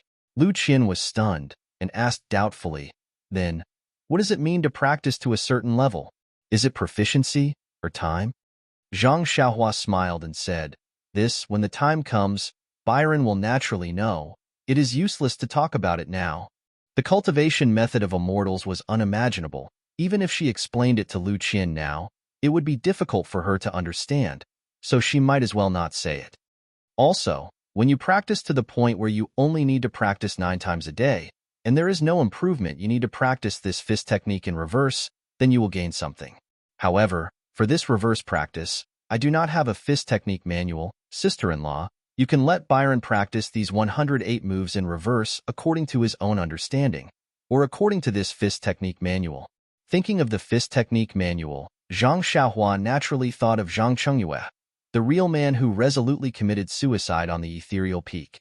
Sighing, looking at Lu Qian who did not quite understand, Zhang Xiaohua explained, "This is different from memorizing.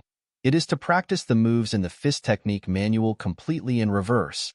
At this moment, Zhang Xiaolong raised his hand, opened his mouth, as if he wanted to say something. Lu Qian said angrily, "Say, what do you want to say?" Zhang Xiaolong smiled and said, Xiaohua, can I practice this fist technique? If I practice it, I will have strength. Won't it be better for me to work in the field? Lu Qin was furious and said, You, shut up. Zhang Xiaohua patted her forehead, suddenly realized and said, Big brother, you're right, I was just thinking about Byron, but I forgot about you. But I don't know if there will be any effect after you practice it. How about this? I will practice this Fist of the North Star from beginning to end, you see. After that, she walked to the courtyard, from beginning to end, and from end to end, completely. These 216 moves made Zhang Xiaolong dizzy. He did not know what to do. Then, Zhang Xiaohua demonstrated the links of the Fist of the North and South Star. Lu Qian finally understood completely. Zhang Xiaohua saw that her brother was a little depressed and said with a smile, Big brother, I used a long time to practice this Fist of the North Star. You just took a look and want to learn. It is not very possible. Zhang Xiaolong thought about it and said, Anyway, it is not too late for you to teach me when you are at home. But just as he finished speaking, he remembered that Zhang Xiaohua had told Zhang Kai at noon that she would go out to find Zhang Xiaohu immediately. He said embarrassedly, I am not in a hurry. I will practice slowly. You can teach me a move later. I will think about it myself. Zhang Xiaohua thought that this was the only way. If she really taught Zhang Xiaohu, there would be no effect for at least a year. But first, there was no news from Zhang Xiaohu, and her family was not at ease. Second, Nie Qinyu was still waiting in Pingyang City. She did not want to involve her family in the dispute of the pugilistic world, so naturally, she could not bring them over. Moreover, Nie Qinyu's family was also waiting anxiously. Putting herself in their shoes, she also wanted to send them back quickly. After that, the three of them entered the house. Zhang Xiaohua took out the Carefree Heart Sutra and said, Sister-in-law, this is another internal energy cultivation method, but it is different from the Fist Manual. This book is still to be returned to the Misty School, so you can't lose it. Lu Qin reached out and took it, smiled and said, Then I will hide it under the box. -3. Chapter 390. Lu Qian took the Heart Sutra and asked, What is the Heart Sutra for Byron to practice? Zhang Xiaohua thought for a while and said, I guess Mr. Lu will enlighten Byron very early. When he is 5 or 6 years old, he will be able to understand the text inside. At that time, let him read and practice. Ah, Lu Qian said in surprise, he can only learn it when he is 6 years old. Then why are you in a hurry to give this to me? When the time comes, you can come back and teach him. Besides, I read in the biography that practicing internal strength is very particular. If there is no master to guide him, it is easy for something to happen. I think it is better to let you teach him. With that, Lu Qian was about to return the Heart Sutra to Zhang Xiaohua. Zhang Xiaohua smiled and said, Sister-in-law, practicing internal strength is easy to cause trouble, but you see, I also practice it myself. Am I not fine? Besides, sister-in-law, you must believe me. Byron will definitely have no problem. Lu Qian was skeptical, but she still carefully put away the Heart Sutra. She asked worriedly, If Byron doesn't understand, can he ask my father? Zhang Xiaohua thought for a while and said, If you don't understand the text, you can naturally ask. If you don't understand the content, don't ask. It is best not to let others know about this book. Remember. Lu Qian listened with a heavy tone, so she could only nod cautiously. Zhang Xiaohua was also bold. He relied on his own exploration to reach his current level. He thought that everyone could practice by themselves, so he easily gave the Heart Sutra to his sister-in-law and let his little nephew explore by himself. He was a shopkeeper who didn't do anything. If Byron cultivated, he was only 5 or 6 years old. How could he understand the content of the book?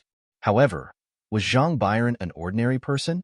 After explaining the matter of Byron, Zhang Xiaohua saw that his father and mother were playing with Byron. He took Zhang Xiaolong to the courtyard and began to teach Zhang Xiaolong the Big Dipper magical fist. Only after Zhang Xiaolong taught him did he realize how he Tianshu felt back then. That's right. Zhang Xiaolong could have hit it this way and hit it from this angle, but Zhang Xiaolong hit it wrong. By the time Zhang Xiaolong corrected him, there were other problems. After a few times, Zhang Xiaohua lost her patience and encouraged him. Big brother, you're really a martial arts genius. I practiced this move for many days before I reached your level. Zhang Xiaolong was pleasantly surprised. Really? Xiaohua, it seems like I'm really not an ordinary person. If I had known earlier, I would have followed you to Pingyang City. AI, that's right, big brother. If you go, I reckon that the Misty School won't be destroyed. You might not be able to defeat the enemy, but you can at least learn the essence of the Misty School. Then, you can start a family in the Guozhuang house and inherit the legacy of the Misty School. Yes, Xiaohua, you're right. I'm really a pearl that has been covered in dust. So, big brother, if you have time, you should look at the martial arts manual yourself. I'm afraid that I might lead you astray and delay your progress. I see. All right, Xiaohua, then I can only reluctantly practice on my own. After settling Zhang Xiaolong, Zhang Xiaohua went back into the house to look for her mother. Zhang Kai and Guo Sufei were still on the Kong bed, watching Zhang Byron sleep soundly. Just now, Byron woke up for a while and played with the two elders for a while before going back to sleep. At this moment, the two of them were whispering to each other. Seeing Zhang Xiaohua enter the house, Guo Sufei laughed softly and said, Xiaohua, I heard from your father that you did something good in Lu Town last night. When Zhang Xiaohua heard this, she blushed a little and said, I wanted to do something good, but I didn't do it thoroughly and left a little tail. Today, I heard from father that I know I was wrong. Guo Sufei said, It's good that you know you were wrong. When helping someone, you have to help them to the end. If you give up halfway, it's better not to help. Zhang Xiaohua smiled and said, That's right. Mother is right. I have something to tell mother. What is it? You're still so mysterious. Guo Sufei saw that Zhang Xiaohua was so serious about this matter. She also felt strange and said, Isn't it because you like a girl from some family? Mother still has some money here. It shouldn't be a problem to find a wife for you. Zhang Xiaohua was a little bashful and said, Mother, let's go out and talk. Byron just fell asleep. I'm afraid we'll wake him up. Seeing this, Guo Sufei felt that her sense of smell was even more sensitive. However, in her heart, she muttered, I just went out for a day and already found someone I like. Could it be that I was cheated? Zhang Kai actually knew Zhang Xiaohua's feelings and also encouraged Guo Sufei to go to the central room. Sitting on a chair, Guo Sufei laughed and asked, Xiaohua, you're not young anymore. It's the right time. Tell me, which family's girl do you like? Zhang Xiaohua smiled and said, Boy also doesn't know where that girl is. I can't tell you right now. You sly girl, then why did you call mother here? Guo Sufei only thought that Zhang Xiaohua was thin-skinned and didn't think much of it. Zhang Xiaohua looked at her father and said, Mother, I already told father this afternoon that I want to find a time to leave the Guozhuang house in the next 2 days. After I go out to look for second brother, I'll go back to the Guozhuang house with him. Hearing this, Guo Sufei's face immediately changed and said, No, you left the Guozhuang house when you were 12 years old. Until you turned 18 this year, you only came back once. That time, you also left without saying goodbye. In a flash, you disappeared for more than 5 years. Do you know how much mother's heart hurts? Do you know how mother's days have been? If it wasn't for the child in your sister-in-law's belly that mother missed, I'm afraid that mother wouldn't be able to see you come back. As she spoke, tears immediately flowed out. She looked at Zhang Xiaohua with eager eyes. The affection of licking her child was obvious. When Zhang Xiaohua came back this time, Guo Sufei was far less emotional than the last time. First, she had a younger son who was worried about her, so she didn't have much free time. Second, she was somewhat confused between reality and dreams. She was afraid that this was just a beautiful dream of the past, so she didn't dare to overdo it. Today, before she could completely adapt to the reality of her son's return, Zhang Xiaohua once again asked to leave her. How could she bear to do it? She still wanted her younger son to be happy at her knees and find a lovely wife, so that she could sing the husband and wife songs under her eyes. Seeing this, Zhang Xiaohua walked forward and sat on the chair next to her mother. She smiled and said, Mother, I know what you mean. Boy is indeed unfilial and has made you worry at home. However, this time is different from before. What's the difference? Guo Sufei asked curiously. Mother, do you still remember Hero 1, Heroine Shui, and Hero Lu from Misty School? Of course I remember. Although Mother is a woman and has never seen them, You are indebted to them for saving your lives. Mother will certainly remember this kindness in her heart. Mother, if they were killed and the boy knows who killed them and has the ability to kill their enemies, do you think the boy should avenge them? Ah, our benefactors. Have they really met with misfortune? If so, Xiaohua, they have indeed given our Zhang family a new lease of life, especially Hero Lu. If it weren't for him, you, your elder brother, and sister-in-law would have been dead. This kindness should be repaid. But you, Xiaohua, it's not that mother doubts you. But they were not a match for you even with such high martial arts. You were just a child. How can you avenge them? Mother, please don't worry. Although the boy is stupid, he won't do something as stupid as hitting a rock with an egg. If he can't defeat his enemy, he will use his wits. He won't treat his life as a joke. Guosufei frowned and hesitated. Zhang Xiaohua continued, moreover, we don't know whether second brother is dead or alive. Rather than staying at home, it's better for me to go out and look for him. I've already met with my old friends at the villa. Although they haven't seen second brother, they still pointed out the place to look for him. I'll go and take a look. If there's any news, you'll be the first to know. Hearing this, Guosufei bitterly smiled and said, Xiaohua, don't try to comfort mother. So many of the Misty School's disciples died unnatural deaths. We've already heard from young Masterly. How could your second brother be the only one who escaped with his life? These past few years, mother has already calmed down a bit. I can't bear to put you in danger because of Xiaohu. If he's alive, I want to see him. If he's dead, I want to see his corpse. If there's no news of second brother, it means that second brother still has hope of surviving. Mother, don't worry. The boy has a premonition that second brother will definitely. Xiaohua, don't say any more. It's already been more than 3 years. If there's any news, your second brother would have already sent a letter home. Why wait until now? This, Zhang Xiaohua was speechless for a moment. Forget it, Xiaohua. Go back and rest first. Let your mother think about it carefully tonight. She's a sensible person. Let's talk about it again after she's thought it through. Zhang Kai advised. Hearing this, Zhang Xiaohua knew that her father wanted to speak up for her. She didn't say anything more.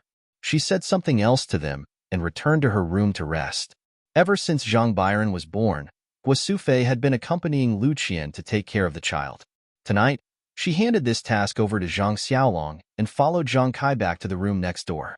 When Zhang Xiaohua returned to his room, he saw that it was still early. He sat down cross-legged and took out a few small jade pendants.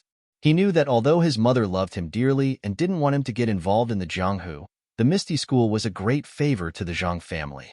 For the sake of righteousness, his mother wouldn't stop him. As for Zhang Xiaohu's life and death, Guosufei couldn't let it go. For the sake of family, his mother would definitely let him go. Therefore, before he left, he had to settle the matters at home. Actually, when he was making a jade pendant for Ji Xiaohua's mother in Songning Town, Zhang Xiaohua already had this idea. Therefore, on the way back, he already had a plan in his heart. In the formation jade slip left behind by Venerable Fire Dragon, there were quite a number of defensive and offensive formations. However, they were all slightly complicated. During this period of time, Zhang Xiaohua had been studying them. Although he wasn't very confident, he still wanted to give it a try. Taking out a jade pendant that had already lost its energy, he placed a new small primeval stone in his right hand. Zhang Xiaohua calmed down and silently recited the incantation. His left hand moved according to the instructions of the jade slip. The energy of heaven and earth was extracted from the primeval stone and gradually formed into a restriction in his left hand. At this moment, Zhang Xiaohua's heart skipped a beat. Please accept, please tip, thank you. -3. Chapter 391. Zhang Xiaohua had already learned a little about embedding a miniature formation into a jade pendant on the deserted island. He had also thoroughly comprehended it on the ship back on land. When he returned to Songning Town, he even gave it a try.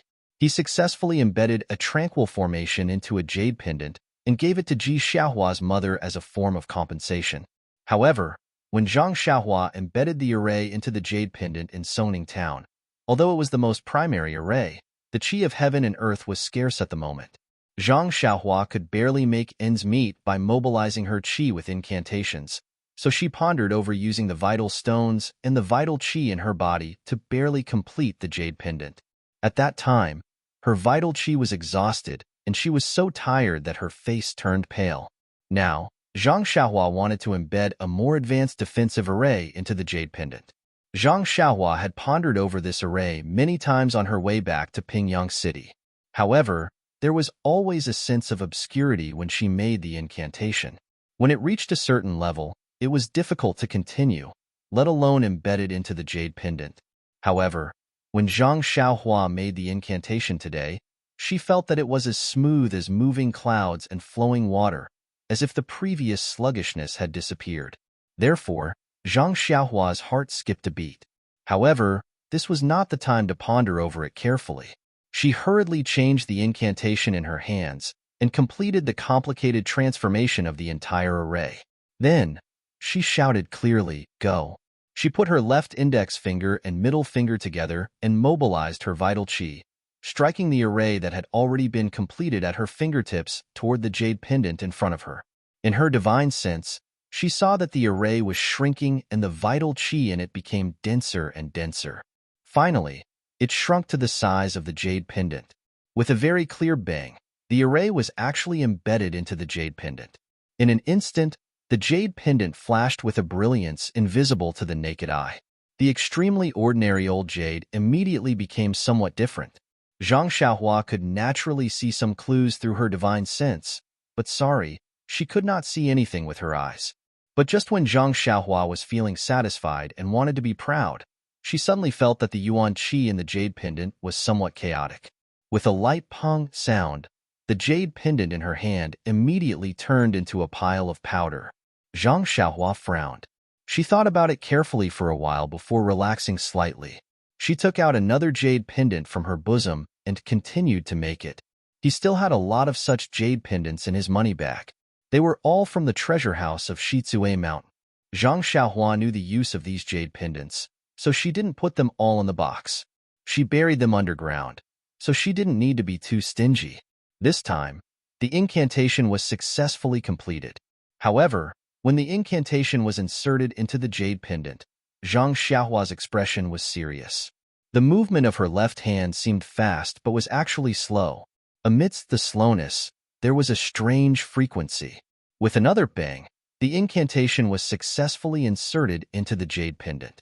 However, this time, the jade pendant did not undergo any special changes. The only difference was that the color of the jade had become denser. Zhang Xiaohua didn't need to look carefully with her divine awareness. She had already felt that she had succeeded this time. Putting the successfully made jade talisman on the Kong, Zhang Xiaohua closed her eyes and pondered. Why did the incantation go so smoothly this time? Why did the incantation suddenly disappear? After thinking for a long time, she realized that the luckiest thing during this period was that she had come into contact with the innate tactical matrix of Byron when she was born. Although she didn't deliberately comprehend it, just a simple peek had a profound impact on her cultivation of tactical matrix. Presumably, this was the only reason. Thinking of this, Zhang Xiaohua couldn't help but look at the 360 tadpole-like talismans in her Naiwan palace. They were shining with a faint golden light and surrounded her essence of devotion, shining like tassels. Zhang Xiaohua's mouth showed a trace of a smile. In the future, she would be able to comprehend it. After finding out the reason, Zhang Xiaohua opened her eyes and made several jade slices into jade talismans one by one. It was very correct to say that practice makes perfect. The last few talismans were all made in one try. There was no failure. Zhang Xiaohua was also very happy to see this. She made as many as 10 talismans smoothly. Looking at the sky, Zhang Xiaohua was about to put away the jade talismans. His heart was moved again. These 10 jade talismans were only used for defense. It was more than enough. However, if she encountered a powerful person and didn't have a thunderous counterattack, she would be at a disadvantage. It was not appropriate. As the saying goes, offense is the most powerful defense. Thinking of it, she did it. After all, it was all about cultivation. Zhang Xiaohua immediately took out 10 jade slices and put an offensive tactical matrix that she had already memorized in her heart into them. Not long after, 10 jade talismans were made. Looking at the red jade talismans, Zhang Xiaohua was puzzled. Was this color related to the tactical matrix? However, she had just finished learning this tactical matrix. She was not proficient in the other tactical matrices, so she couldn't test it. Putting away the 20 jade talismans, Zhang Xiaohua sat cross-legged and prepared to cultivate the Carefree Heart Sutra. However, when she began to cultivate, she found that her Heart Sutra cultivation method had actually made some slight progress. Zhang Xiaohua was overjoyed. Could it be that she could cultivate this talisman? This was a good way to kill two birds with one stone. Waking up the next day, Zhang Xiaohua finished practicing the Big Dipper magical fist in the bamboo forest. When he returned to the courtyard, Guosufei had already woken up to prepare dinner. Looking at her mother's slightly swollen and bloodshot eyes, Zhang Xiaohua's heart ached. Mother obviously did not sleep well last night. This boy is unfilial. However, if I can't find second brother, then I will be even more unfilial. I hope mother can understand me. When I am done, I will definitely accompany mother and father. Sigh. I forgot that I still have to help mother and father find some longevity prescriptions. According to Venerable Hua Long's records, there are some pills that can extend one's life. However, although he is knowledgeable, he is not proficient in this aspect. Cultivating the immortal Tao can extend one's life. However, mother and father are obviously not suitable for it. I don't even know if big brother and sister-in-law can do it. I am just a beginner and do not know how to guide others. Let's talk about this later. Guosufei saw Zhang Xiaohua enter the courtyard and forced a smile. Xiaohua, you went out to practice martial arts. Zhang Xiaohua respectfully said, Yes, mother. Music does not leave the mouth and fist does not leave the hands. This martial arts needs to be practiced frequently. Seeing her mother wiping her eyes and going back to work, Zhang Xiaohua picked up the bucket and said, Mother, I am going to get some water. It has been a long time since I worked for you. Guosufei said, No need. Xiaohua, you have a good rest. Let your big brother do this work. Zhang Xiaohua was not willing to comply. She took the rope and the bucket and went out. Because it was winter, the fields were filled with snow. Zhang Xiaohua returned for a few days and did not go to the fields that were still under her name. This time, she used the excuse of fetching water to take a good look. The fields were now under Zhang Xiaohua's care. Looking at the neat ridges exposed from the snow and the fine soil in the fields, Zhang Xiaohua knew that her big brother was very meticulous in farming. Sighing, Zhang Xiaohua turned and went down the hill. Although this field was very good, it was destined that it would not belong to her. The snow at the bottom of the hill was very deep. The black well was exposed. Standing next to the well, Zhang Xiaohua was somewhat hesitant. How should she deal with the well water? Based on Zhang Xiaohua's attitude 2 days ago, he had already placed a restriction on the spring water. As long as the Zhang family came to take it, no one else would be given a single drop. But now, Zhang Xiaohua's attitude had changed. The spring water was sweet and rich in the qi of heaven and earth. It was the best gift from the heavens. Since it was a gift from the heavens, it must not be used by a particular family. If he placed a restriction on it, it would only be used by himself. What was the difference between him and the bullies in Lu Town who took other people's things for their own use? What's more, the essence of heaven was the most dependent on fate. If she monopolized it, presumably it would shorten her life and break her fortune. Because of this spring water, her family had already produced Zhang Byron. It was already a blessing for the generation. Why should she be greedy? Thinking of this, Zhang Xiaohua was relieved. She fetched the well water, carried it with her hand, and walked back to the village. How could she still think about who drank the well water and who didn't? Now that Zhang Xiaohua is benevolent and kind, he thinks of the greater good. In fact, it is precisely because of this that it makes sense. Dear officials, think about it. If Zhang Xiaohua had placed a restriction on the well, others would only see the Zhang family drawing water from the well, and they would be able to get the sweet well water, but others would not be able to. Or perhaps, the Zhang family would be able to see the well, but others would not be able to. Wouldn't it be a cover-up that would attract more attention? On the contrary, it was the most appropriate to follow fate, and not reveal the mountain and not reveal the water. As for whether this spring water was the key to creating a person like Zhang Byron, this was a question that no one could say for sure. After pouring the well water into the water jar, breakfast was ready. As usual, Zhang Xiaolong brought the food next door to eat with Lu Qian, while Zhang Xiaohua ate with her mother and father in the house. Although breakfast was very short, Guosufei's mouth did not stop for even a moment. She gave instructions here and there, gave instructions on this side and worried about that side. Hearing this, Zhang Kai frowned a little. However, Zhang Xiaohua smiled faintly and responded to each and every one of them. She did not slack off in the slightest, as if this was the most delicious side dish. But in the end, Guosufei was still worried. She repeatedly doubted Zhang Xiaohua's martial arts. She was afraid that she would lose this son of hers again. Zhang Xiaohua helplessly said, "Mother, you really don't have to worry. That day, didn't you already see the weight of my weapon? Think about it. With such a heavy weapon, who wouldn't be afraid if it hit them? They would have already run away. Who would dare to fight with me?" "Forget it, Xiaohua. Do you think I haven't heard of storytelling? If you hit people, they wouldn't dodge. Besides, what you call a weapon? It's just a stone stick." Zhang Xiaohua scratched her head and said, "How about this, mother? I'll give you a demonstration. What do you think of my ability?" "Don't. I don't think you have the level of a martial arts master. How can I let you demonstrate?" At this time, Zhang Xiaolong walked in. Zhang Xiaohua smiled and said, "I don't need to know martial arts. How about this? Let big brother tie me up." Zhang Xiaolong was shocked and said, "Mother, Xiaohua is still young. If she has done anything wrong, just say it. Why do you have to hang her up and beat her?" -3. Chapter 392.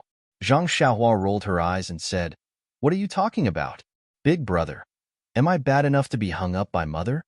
After Zhang Xiaohua explained, Zhang Xiaolong understood. He found a rope from the corner and tied Zhang Xiaohua's hands and feet firmly. Don't say, Zhang Xiaolong's skill was not bad. He tied Zhang Xiaohua so tightly that she couldn't move an inch. Guosufei at the side was distressed. She repeatedly said to be gentler and looser. After Zhang Xiaolong finished, Zhang Xiaohua smiled and said, "Mother, do you think this is tight?" Guosufei quickly nodded and said, "It's tight, it's tight." Guosufei hadn't finished nodding when she saw Zhang Xiaohua's hands and feet exert a little force. Two pong-pong sounds were heard. The ropes that Zhang Xiaolong used a lot of effort to tie Zhang Xiaohua's hands and feet broke like withered grass. Zhang Xiaohua stood up and said, "How is it?" "Mother, even if I'm caught, I can still escape." Guosufei was stunned. She knew that her son was strong, but she didn't expect it to be so frightening. However, she still didn't give up and said, "But if they catch you, they will definitely throw you into prison. What's the use of your broken ropes?" Zhang Xiaohua touched his nose and said, "Since it's like this, mother, boy will show you my skills." Finished speaking, he led the three people into the central room. Zhang Xiaolong found a rope and tied himself up. This time, Zhang Xiaolong used a trick. He knew that this guy would definitely break if he struggled, so he didn't waste any more effort. After Big Brother finished tying, Zhang Xiaohua said, "Mother, father, Big Brother, this place will be the bad guy's prison. Lock the door and go out. See how I escape?" Zhang Xiaolong looked at his parents. The three of them didn't understand, but they still followed Zhang Xiaohua's instructions and locked the door. They stood in the middle of the yard and stared at the window. They wanted to see how Zhang Xiaohua would escape. But even after a long time, there was still no movement from the window. Zhang Xiaolong smiled and said, "Father, mother, Xiaohua really screwed up this time. Luckily, I didn't tie his hands and feet tightly." At this moment, a laugh came from behind them. Someone said, "Who said I screwed up? I've been standing behind you for a long time." The three of them were shocked. When they turned around, wasn't it Zhang Xiaohua who was standing there with a smile on her face? Zhang Xiaolong was shocked. He ran up to her, looking her up and down, reaching out to touch her left and right. He said, "Are you Xiaohua? How did you come back from outside?" Then she turned her head and asked, "Mother, I don't remember having a twin brother." Zhang Xiaohua laughed and said, "Dage is making fun of me. When did you learn to be this humorous? I'm the Xiaohua in the room?" Guosufei also didn't believe it. She pushed open the door and saw that there were only a few pieces of rope left in the room. Looking around, Zhang Xiaolong smiled and said, "It seems that Xiaohua escaped from the window in the back wall." "Io, that's not right. The window in the back wall was sealed well and didn't break." "Little Blossom, how did you manage to escape?" Looking at her mother and father's questions, Zhang Xiaohua said, "This is an escape technique that I learned from Misty School. It allows me to escape when others aren't paying attention. It's very useful." "Is that so?" Guosufei and the others somewhat understood. Since Zhang Xiaohua was able to escape when her hands and feet were tied up, then Guosufei really didn't have any other opinions. Even if Zhang Xiaohua couldn't beat the other party, she couldn't escape at that time. Even if she was caught, she could still escape easily. She really didn't have any reason to keep Zhang Xiaohua here. Of course, the bloody means of Jianghu were far more than this. It wasn't something that Guosufei could understand. Zhang Xiaohua used this simple earth escape technique to convince her mother. It was just to make her mother feel at ease. Seeing that her mother finally agreed, Zhang Xiaohua's face also revealed a smile. Then, she took out 10 jade talismans from her bosom and said, "Mother, Father, Dage, these are some strange things that I got from a deserted island. They can protect people. Find a string and wear them on your body." Zhang Kai reached out and took one of the jade talismans. Looking left and right, he said, "Xiaohua, this jade talisman is quite valuable." Zhang Xiaohua smiled bitterly and said, "Father, whether this jade talisman is valuable or not, you must remember not to sell it. It can save lives." "What?" Zhang Xiaolong almost cried out, saying, "This broken thing can save lives? I think it's better to sell it." Guosufei wasn't happy and said, "Look at you two old and young. How do you know about money? Listen to Xiaohua." Zhang Xiaohua smiled and said, "Mother knows me best. Can it save lives?" Guosufei also tried to persuade. Zhang Xiaohua hung a jade talisman on her body and said with a smile, "Dage, take that hoe and hit me hard." "No, absolutely not." Before Zhang Xiaohua finished her words, Guosufei immediately objected. "Oh, then how about this, Dage? I'll put this jade talisman on the ground. You take the hoe and hit the jade talisman hard. What do you think?" "No need, Xiaohua. This jade talisman is worth at least a few silver coins. It's such a pity." Zhang Kai was not happy. He glared at Zhang Xiaolong and said, "Just this few silver coins? Do you need to go so far?" "Xiaolong? Oh, that's right, father. I'll listen to you." Saying that, Zhang Xiaolong took a jade talisman and threw it on the ground. Then he looked for the hoe and used all his strength to hit the jade talisman. When the hoe touched the jade talisman, it was like hitting a ball of cotton, sinking.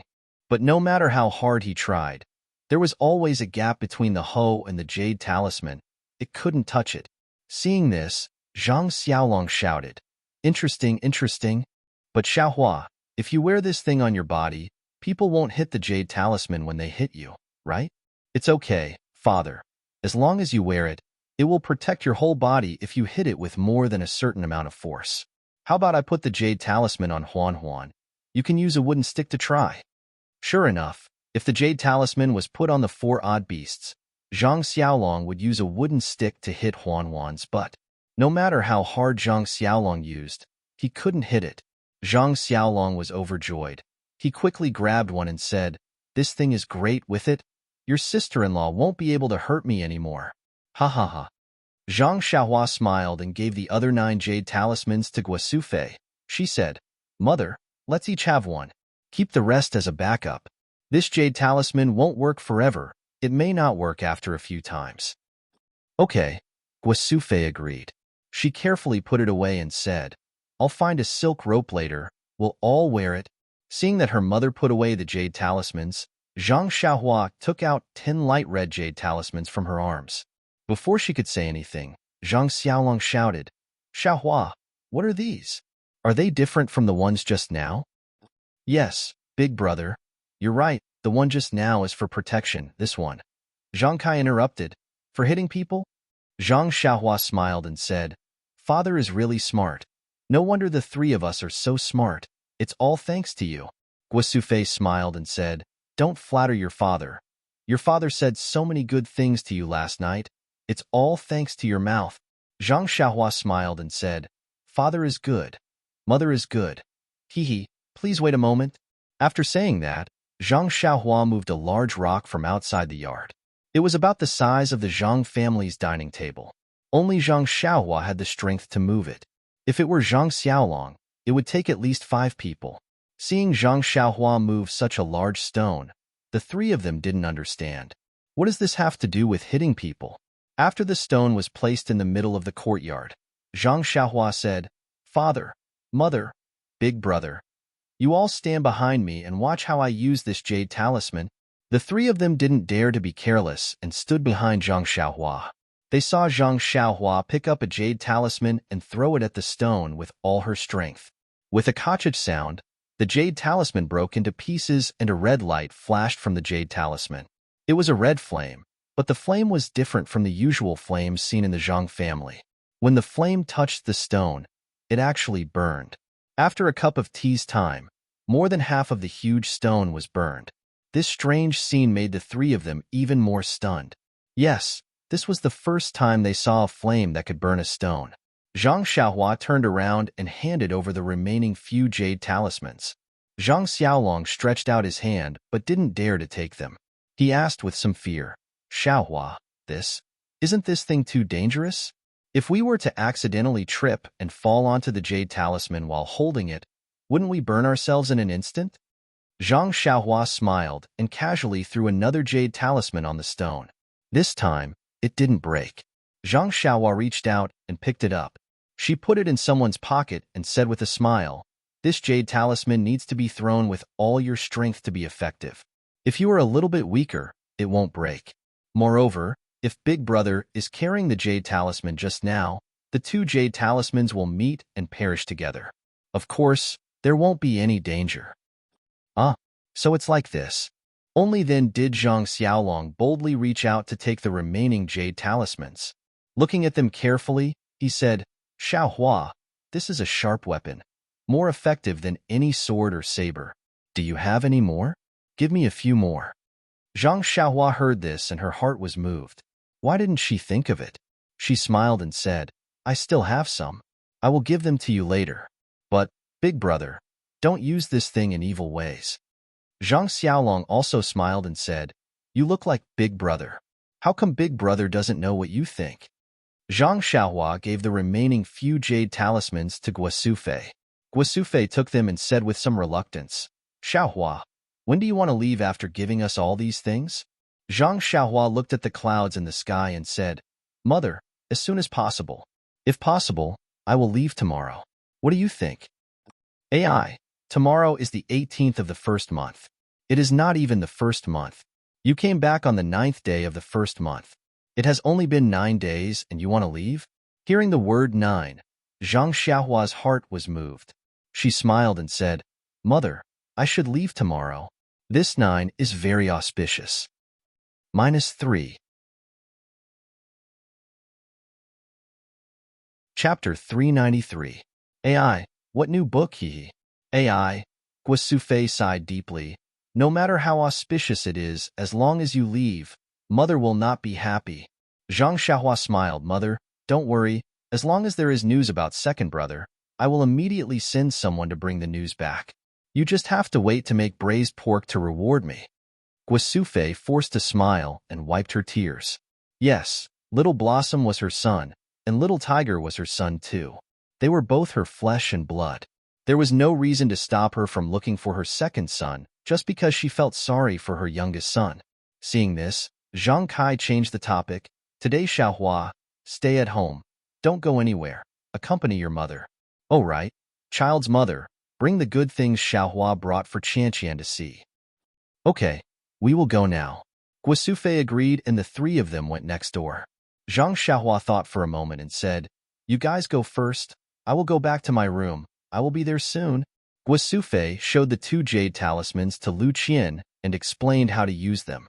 Lu Qian had previously received the small primeval stones from Zhang Xiaohua, so she naturally knew that this brother of hers was not ordinary.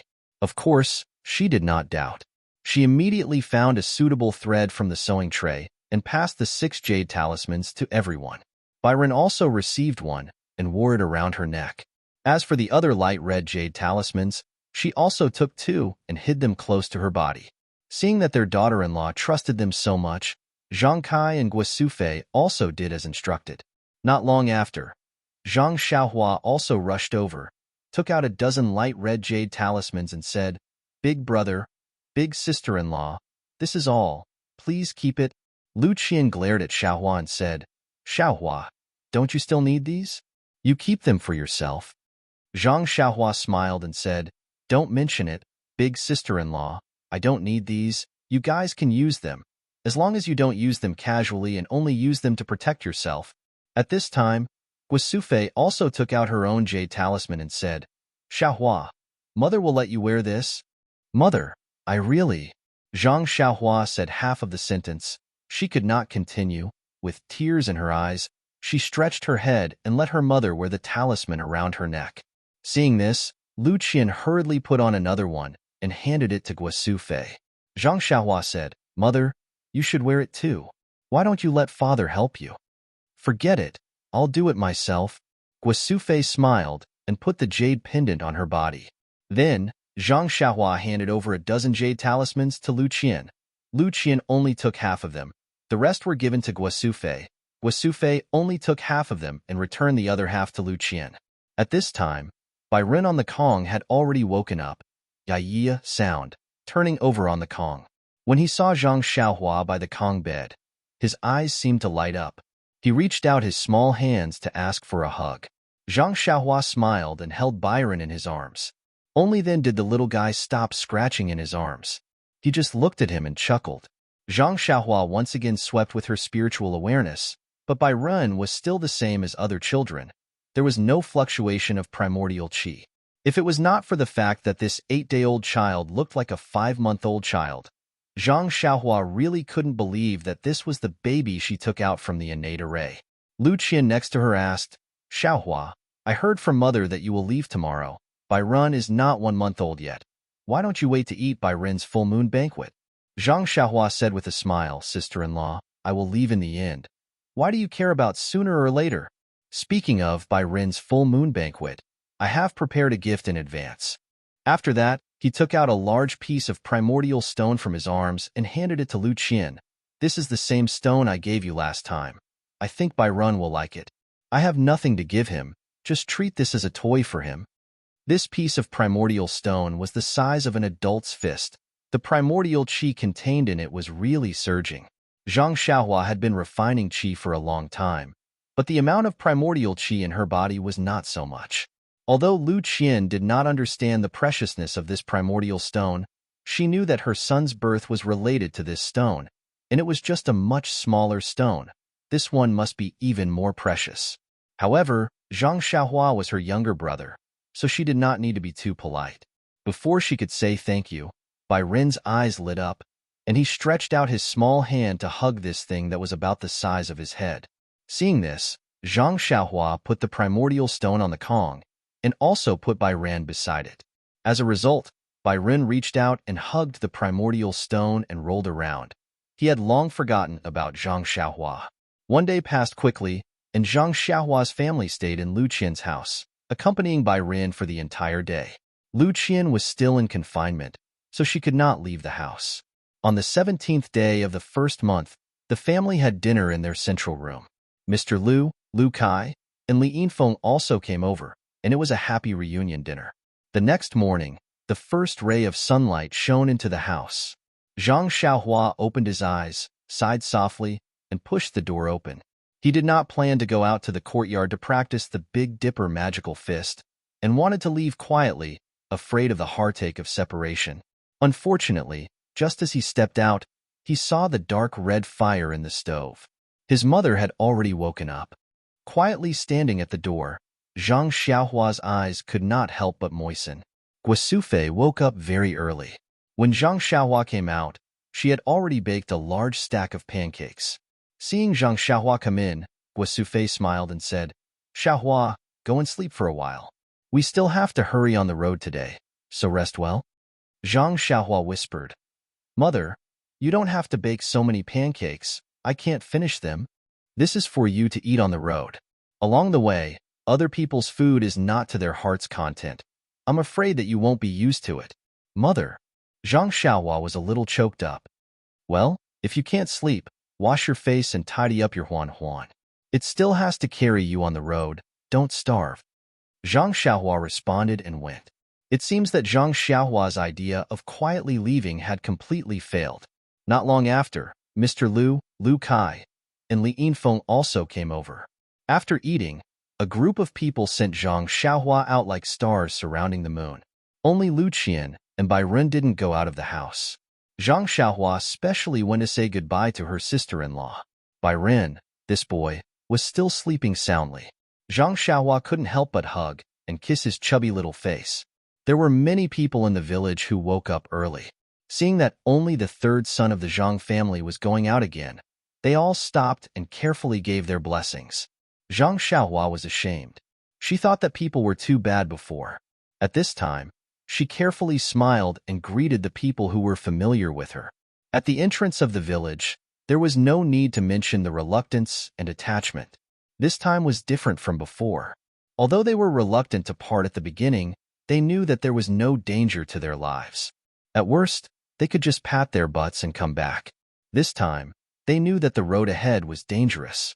Although Zhang Xiaohua showed a few skills yesterday and dispelled most of the old people's doubts, how could they bear to see their son take risks? Guo Sufei's face was still full of tears.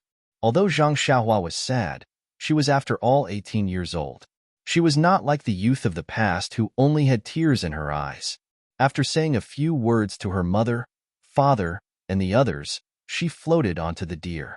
She patted Huan Huan's bald horn, and the deer lifted its legs and moved forward.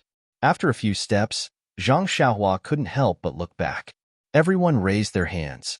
Only her mother covered her mouth with one hand and put the other hand in front of her face with difficulty, slightly waving it. Zhang Xiaohua's hand also seemed to be weighed down by tens of thousands of pounds. It was extremely difficult for her to wave it. The tears that had been in her eyes all this time finally couldn't help but flow down the corner of her eyes. Thinking that her mother would definitely be sad if she was sad, Zhang Xiaohua forced a smile. Then, she resolutely turned her head and let the sparkling tears fall to the ground. Huan Huan also seemed to understand Zhang Xiaohua's intentions. With a low whistle, it flipped its 4 hooves and galloped towards Lu Town. After turning the corner at the foot of the mountain, the Guozhuang house was hidden by the mountain. The mountain could block one's vision, but it couldn't hide one's longing heart. Zhang Xiaohua had already released her divine perception long ago. From afar, she could see her grieving family members. This kind of parting was always so sad that it made one's heart turn cold. When Zhang Xiaohua neared Pingyang City, his emotions gradually calmed down. The Guozhuang house was a peaceful harbor that he would always look forward to. However, it was not the stage of his life. Zhang Xiaohua already knew that ever since he obtained the Carefree Heart Sutra and entered the cultivation of the immortal Tao, his life had become very different from that of ordinary people. Even the martial artists couldn't compare to him. Therefore, it was still the same old saying, with great power comes great responsibility. Trying to escape? That's impossible. Looking at the approaching gates of Pingyang City, Zhang Xiaohua was filled with anticipation. How were the 2 little girls, Nie Qinyu and Little Orange, doing?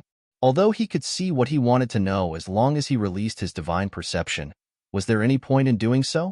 Zhang Xiaohua arrived at the inn. Everything looked the same as before. It was just that the new year had just passed, and there were more merchants coming and going. Business seemed to be much better, and the inn was bustling with activity. However, the inn's staff seemed to have a strange look in their eyes. When they saw Zhang Xiaohua enter, they weren't as enthusiastic as before. It seemed like they were avoiding him. Could it be that I didn't tip them with a large sum of money the last time I came?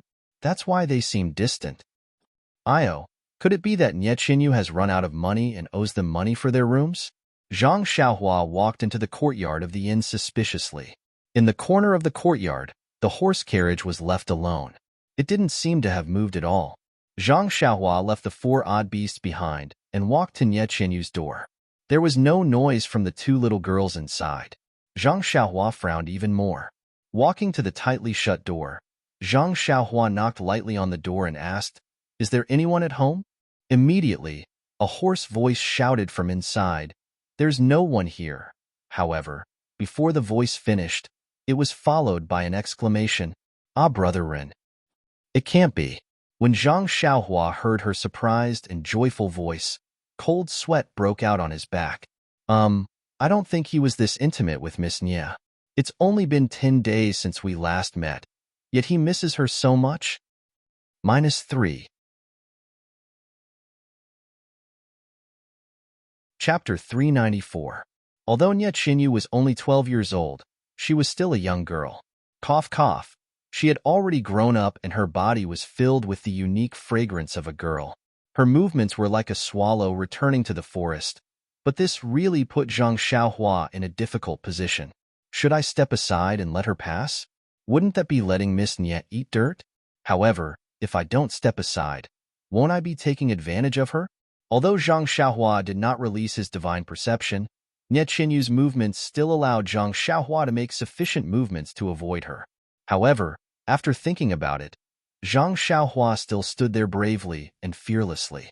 He only felt a soft and delicate body in his arms, and a sweet smell entered his nose. Then, a delicate arm wrapped around Zhang Xiaohua's waist. Zhang Xiaohua swayed and almost fell to the ground. His body, which had been tempered by the heavenly thunder and refined by the qi of heaven and earth, had never received such treatment before. All of a sudden, he seemed to feel uncomfortable. Zhang Xiaohua was about to reach out and push Nie Qinyu slightly to express to her that it was inappropriate for men and women to touch each other when Nie Qinyu leaned in his arms and cried, "Brother Ren, why are you only back now? Little Orange, she has been snatched away." Ah, Zhang Xiaohua was stunned and said, "Is it because of my words? If I had known that I was so powerful, I wouldn't have joked with you guys. Quickly tell me what happened. Don't tell me that the bullies of Pingyang City want to force Little Orange to be his second concubine? Or did the bandits outside the city want to kidnap her to be their mistress?" No matter what Zhang Xiaohua said, Nie Qinyu seemed to be frightened and refused to let go. She lay in Zhang Xiaohua's arms and cried nonstop. Although Zhang Xiaohua couldn't see Nie Qinyu buried in her arms, she could imagine the scene of Nie Qinyu sobbing in the rain. Zhang Xiaohua couldn't help but pout. This child doesn't have parents to love her. She's so pitiful. After about 15 minutes, Nie Qinyu seemed to be tired from crying and realized her impoliteness. She quickly escaped from Zhang Xiaohua's arms and lowered her head, blushing, as if she wanted to hide her little face in front of her chest. Zhang Xiaohua found it a little funny. She coughed twice and asked, "Little you, quickly tell me what's going on with Little Orange. How did it get snatched away?" Hearing this, Nie Qinyu quickly looked up and was about to say something, but she saw that Zhang Xiaohua's chest was wet. Wasn't that her tears just now? She immediately lowered her head in fear. Zhang Xiaohua walked forward and patted her head. "Little you, sit down first and tell me slowly. I'm back, so leave this to me." Zhang Xiaohua's action of patting her head was a little reckless. He was used to being patted by his parents, eldest brother, and second brother at home, so he naturally thought it was a gesture of comfort. However, Nie Qinyu was a girl, so it was inappropriate to pat her head. Even if it was some other part of her body, it was a big taboo to pat her head without permission. Fortunately, before Nie Qinyu could dodge, her head was patted by Zhang Xiaohua's sneaky hand. Nie Qinyu looked up a little unhappily. When she saw Zhang Xiaohua's calm smile, she felt a lot more at ease. She felt that the hand patting her head was 1,000 times warmer and made her feel safe. Nie Qinyu obediently sat on the edge of the bed and recounted everything that had happened after Zhang Xiaohua left. It turned out that ever since Zhang Xiaohua left in the snow on the 6th day of the first lunar month, although Nie Qinyu and Little Orange were angry at Zhang Xiaohua's joke, the two girls felt isolated in this unfamiliar Pingyang city. Therefore, they almost never went out. They only strolled in the courtyard when the sky cleared up. If they had nothing to do, they would stay in the house and joke around. It was no different from when they were in the boudoir in the mountain villa. The only difference was that many of their conversations involved the heartless thief who left them in this inn and left alone. However, on the 15th day of the first lunar month, the sky finally cleared up. It was another day to see the lanterns. Even the lanterns in Lu Town attracted Zhang Xiaohua's attention. not to mention the grand and lively lanterns in Pingyang City. Therefore, Nye Chinyu and Little Orange finally couldn't resist the clamor outside the inn and walked out of the door for the first time. The liveliness was actually secondary. The most important thing was that in Nye Chinyu's hometown, Carefree City, there was another custom on the 15th day of the first lunar month. That was, young girls could write their wishes on paper and place it on the lotus lanterns on the river. If the god of the water favored it, it would open the girl's paper and fulfill this lucky girl's wish. In the past, Nye Chinyu didn't have any major wishes and would do them casually. Today, however, was the first time she had a major wish. Therefore, she didn't care if this custom existed in Pingyang City.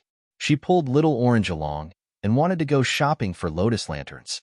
In fact, Zhang Xiaohua's words made sense. Nye Chinyu was only a 12-year-old girl. Her body was still developing and her appearance wasn't outstanding. Although Little Orange had delicate features and was a beauty, she was still a girl after all. She didn't have a threatening aura. The two of them wouldn't cause any trouble on the streets.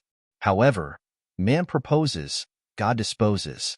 Since Pingyang City didn't have the custom of placing lotus lanterns, they only found something they were satisfied with after walking around for a long time. Coincidentally, just as they walked out of the lantern shop, they saw a blind man setting up a stall by the street. There were a few words on the stall, seeking future and marriage. Nye Chinyu's mind was preoccupied with the idea of placing the lanterns at night and didn't notice at all. However, Little Orange saw it and couldn't move her feet. She insisted on dragging Miss to take a look at the stall and said, helping Miss find marriage. How could Nye Chinyu not understand Little Orange's intention? Hence, the two of them went forward to perform a divination. The blind man asked for their birth characters and gave them 2 divination signs. One was above average, which fulfilled Little Orange's wish. The other was below average, which ruined Nye Chinyu's good mood. Nye Chinyu pouted and tipped them a few coins. As she walked, she said, not allowed, not allowed. It's too unlucky. However, when it was time to place the lanterns at night, her face was still gloomy. Little Orange carefully placed the lanterns for Mississippi. She even specially said that the water god was definitely more powerful than the blind man. Only then did Nye Chinyu feel slightly relieved. However, just as they turned the corner and returned to the inn, a man in black suddenly flew down from the wall beside them. He stretched out his hand and sealed their acupoints. Before Nye Chinyu fainted, she clearly saw the man's figure. Wasn't he the blind man who performed a divination on the street earlier? When Nye Chinyu woke up, it was already the afternoon of the next day. In the room of the inn, she heard from the innkeeper that he went out to look for friends last night and happened to see the man in black committing a crime. The man in black seemed to have seen someone appear and hurriedly ran away. Only then did he leave Nye Chinyu behind and not kidnap her. At that time, Nye Chinyu was so scared that her face turned ashen. She didn't dare to take half a step out of the inn. She didn't even have the thought of reporting it to the authorities. The innkeeper always said that it was better to avoid unnecessary trouble. If the victim didn't report it, then what did it have to do with him? Therefore, he kept it a secret. After hearing this, Zhang Xiaohua finally understood the way the innkeeper looked at her. Of course, she was missing but didn't dare to report it to the authorities. The innkeeper thought that she was a human trafficker. Zhang Xiaohua touched her chin and thought for a moment. Suddenly, her eyes lit up and she asked, Little you, is Little Orange's birthday on the 7th day of the 7th month? Nye Chinyu was shocked and said, how did you know? Immediately, her face turned ashen and she said, she even told you this? Zhang Xiaohua was stunned and said, when did Little Orange tell me? Why didn't I know? You know that you already know Little Orange's birthday. I didn't tell you. She didn't tell you either. Did you dream about it? Zhang Xiaohua didn't know whether to laugh or cry. She laughed and told her what happened in Lu Town. Nye Chinyu then laughed through her tears and said, I thought you were blind. Blind? Haha. Zhang Xiaohua also laughed and said, if I were blind, I wouldn't kidnap people. Then, he frowned and said, I didn't think so much that day. I just wanted the authorities to intervene in this human trafficker's matter. However, I forgot to interrogate the man in black. It was really negligent. Yes, Big Brother Ren. It's been almost 10 days. I wonder if little orange is still alive? At this moment, Zhang Xiaohua was calm. That was because, as Nie Qinyu said, it had been 10 days. If something had happened, it would have happened long ago. Moreover, the kidnapping of the little girl by the men in black in Lu Town was probably an organized and planned collective event. It should be different from the usual plucking. Little Orange's real concern should be her life and nothing else. But, Big Brother Ren, what should we do now? I didn't dare to report it to the authorities at that time. If the authorities asked about my background, I was afraid that I would attract the attention of the bad guys again. So, I've been waiting for Big Brother to come over for the past few days. Don't you think I'm too selfish? Zhang Xiaohua laughed and said, Little you is very smart. It's very right not to report it to the authorities. Didn't you hear me say that day at the place I went, the authorities couldn't wait to run away? Why would they care? The authorities in Pingyang City might be better. However, once they ask about your background, it's not wise for you to fall into their trap first, not to mention Little Orange. Then, Big Brother Ren, do you think I did the right thing? Zhang Xiaohua gave her a thumbs up and said, It's more than right.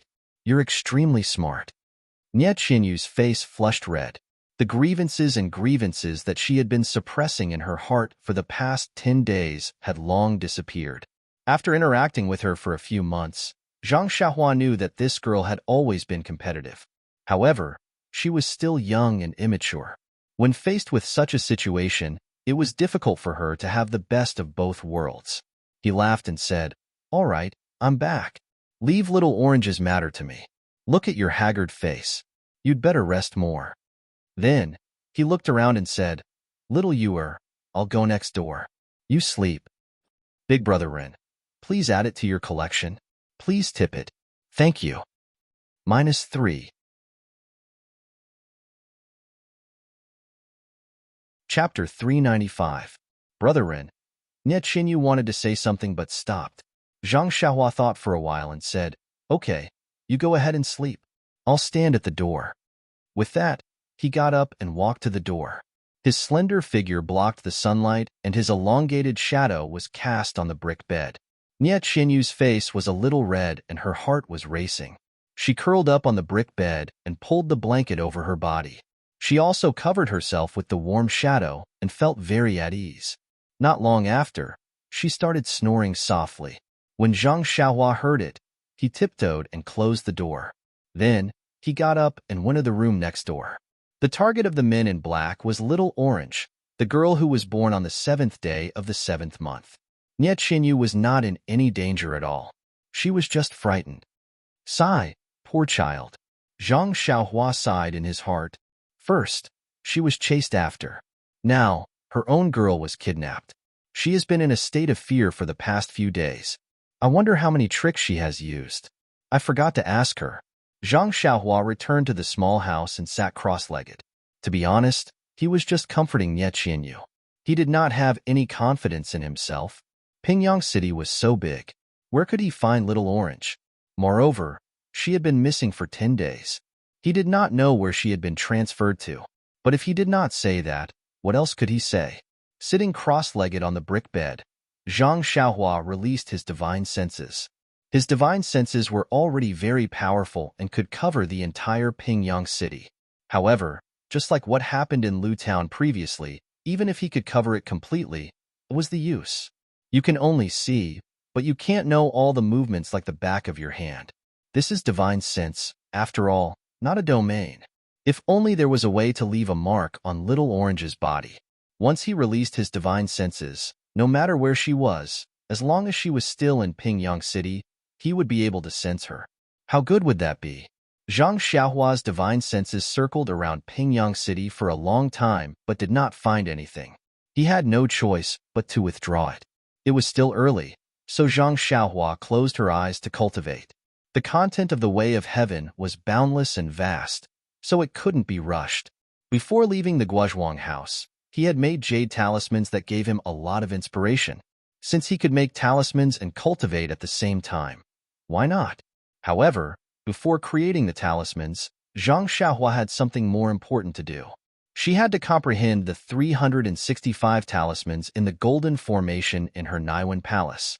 The first time Zhang Xiaohua chose a talisman, just as he immersed his spiritual consciousness into it, he was immediately exhausted. So he immediately withdrew his spiritual consciousness. So he still did not know anything about these 365 talismans. Now that he had some free time, he naturally had to continue to talk about each of the talismans and try to find a breakthrough in his cultivation. Looking at these 365 talismans that were connected together like tadpoles, Zhang Xiaohua was a little embarrassed. These tadpoles were almost exactly the same. From the outside, one could not tell the difference at all. However, Zhang Xiaohua knew that these talismans were definitely different from each other. Looking at the swimming talismans, Zhang Xiaohua had no choice but to immerse his spiritual consciousness into a talisman that had just drifted in front of him. Just as his spiritual consciousness entered, he felt a wave of fatigue in his head. However, this time, Zhang Xiaohua did not withdraw his spiritual consciousness immediately, but insisted on immersing it in the inner layer. As his spiritual consciousness penetrated deeper, the fatigue became more and more serious, and there was even a slight prickling pain. Zhang Xiaohua was a little hesitant, not knowing if he should persist. But at this moment, the talisman emitted a milky white brilliance, producing a strong suction force. It pulled Zhang Xiaohua's spiritual consciousness tightly, as if it was about to absorb it. Seeing this, Zhang Xiaohua was not alarmed, but happy. He was most afraid that no matter how he probed, the talisman would not respond. However, at this moment, just immersing it in for a while, it produced a suction force. Presumably, he needed to send his spiritual consciousness into the talisman. Finished thinking, Zhang Xiaohua slightly controlled his spiritual consciousness and let his spiritual consciousness slowly enter the talisman. As his spiritual consciousness was absorbed, the talisman's brilliance became more and more brilliant. Although Zhang Xiaohua did not use his eyes to look, there was a dazzling feeling. When his spiritual consciousness was about to be completely absorbed, the brilliance was extremely brilliant. At this time, Zhang Xiaohua calmly took out 2 small primordial stones from his arms, one in each hand, and operated the jade blood elixir refining technique. The true qi in the meridians of his whole body slowly turned into heart fire and directly burned the elixir refining technique. Since Zhang Xiaohua practiced the Carefree Heart Sutra to the 6th level, his spiritual consciousness was extremely profound. Cultivating the jade blood elixir refining technique had little effect, so he did not practice it much. At this time, when he saw his spiritual consciousness was about to be absorbed, he immediately thought of this technique. Sure enough, when the heart fire burned the elixir refining technique, it was immediately absorbed by the brilliant talisman. After the brilliance was extremely bright, it gradually dimmed. At this time, the talisman was no longer in the shape of a tadpole, but slowly revealed its original appearance. However, it was still somewhat faint and could not be seen clearly. Seeing that this technique was effective, Zhang Xiaohua left and operated the Heart Sutra. He absorbed the heaven and earth primordial qi from the primordial stones into his meridians to replenish the true qi that had turned into heart fire. With the new supply of primordial qi, the heart fire was not extinguished and was slowly absorbed by the talisman. After absorbing for an entire afternoon, the talisman gradually revealed its true form. It was actually in the shape of a cute rabbit. What kind of talisman was this? Zhang Xiaohua was somewhat aghast. Following the complete appearance of the rabbit talisman, a set of extremely complex techniques containing 365 different finger techniques immediately appeared in Zhang Xiaohua's mind. Zhang Xiaohua carefully comprehended it. Wasn't this the technique of the rabbit talisman? Zhang Xiaohua was overjoyed.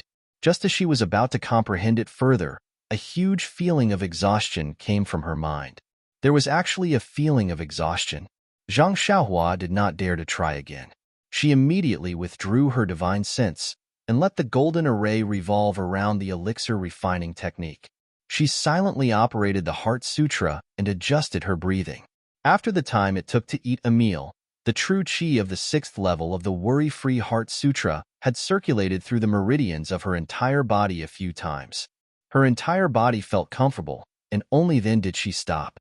After a little check, Zhang Xiaohua found that the Worry-Free Heart Sutra had not made any progress, but her divine sense had increased. However, there was a slight throbbing pain in her mind. Presumably, the true chi that she had used to cultivate the cultivation method had been supplied to the talisman all the time. It had long exceeded the capacity of her mud pill palace, and thus caused the injury. After thinking about it, Zhang Xiaohua did not dare to continue comprehending, for fear that going too far would be as bad as not going far enough. At this time, the sky had already turned dark, and she did not know whether Nie Qinyu had woken up or not. Zhang Xiaohua floated down to the ground and came to the door of Nie Qinyu's room. She gently knocked on the door again, and there was still a light snoring sound coming from the room. Presumably, Nie Qinyu was still sleeping soundly. Zhang Xiaohua sighed. For the past 10 days, Nie Qinyu must have been exhausted and did not dare to sleep. She only completely relaxed when she saw her. How could she be sleeping soundly?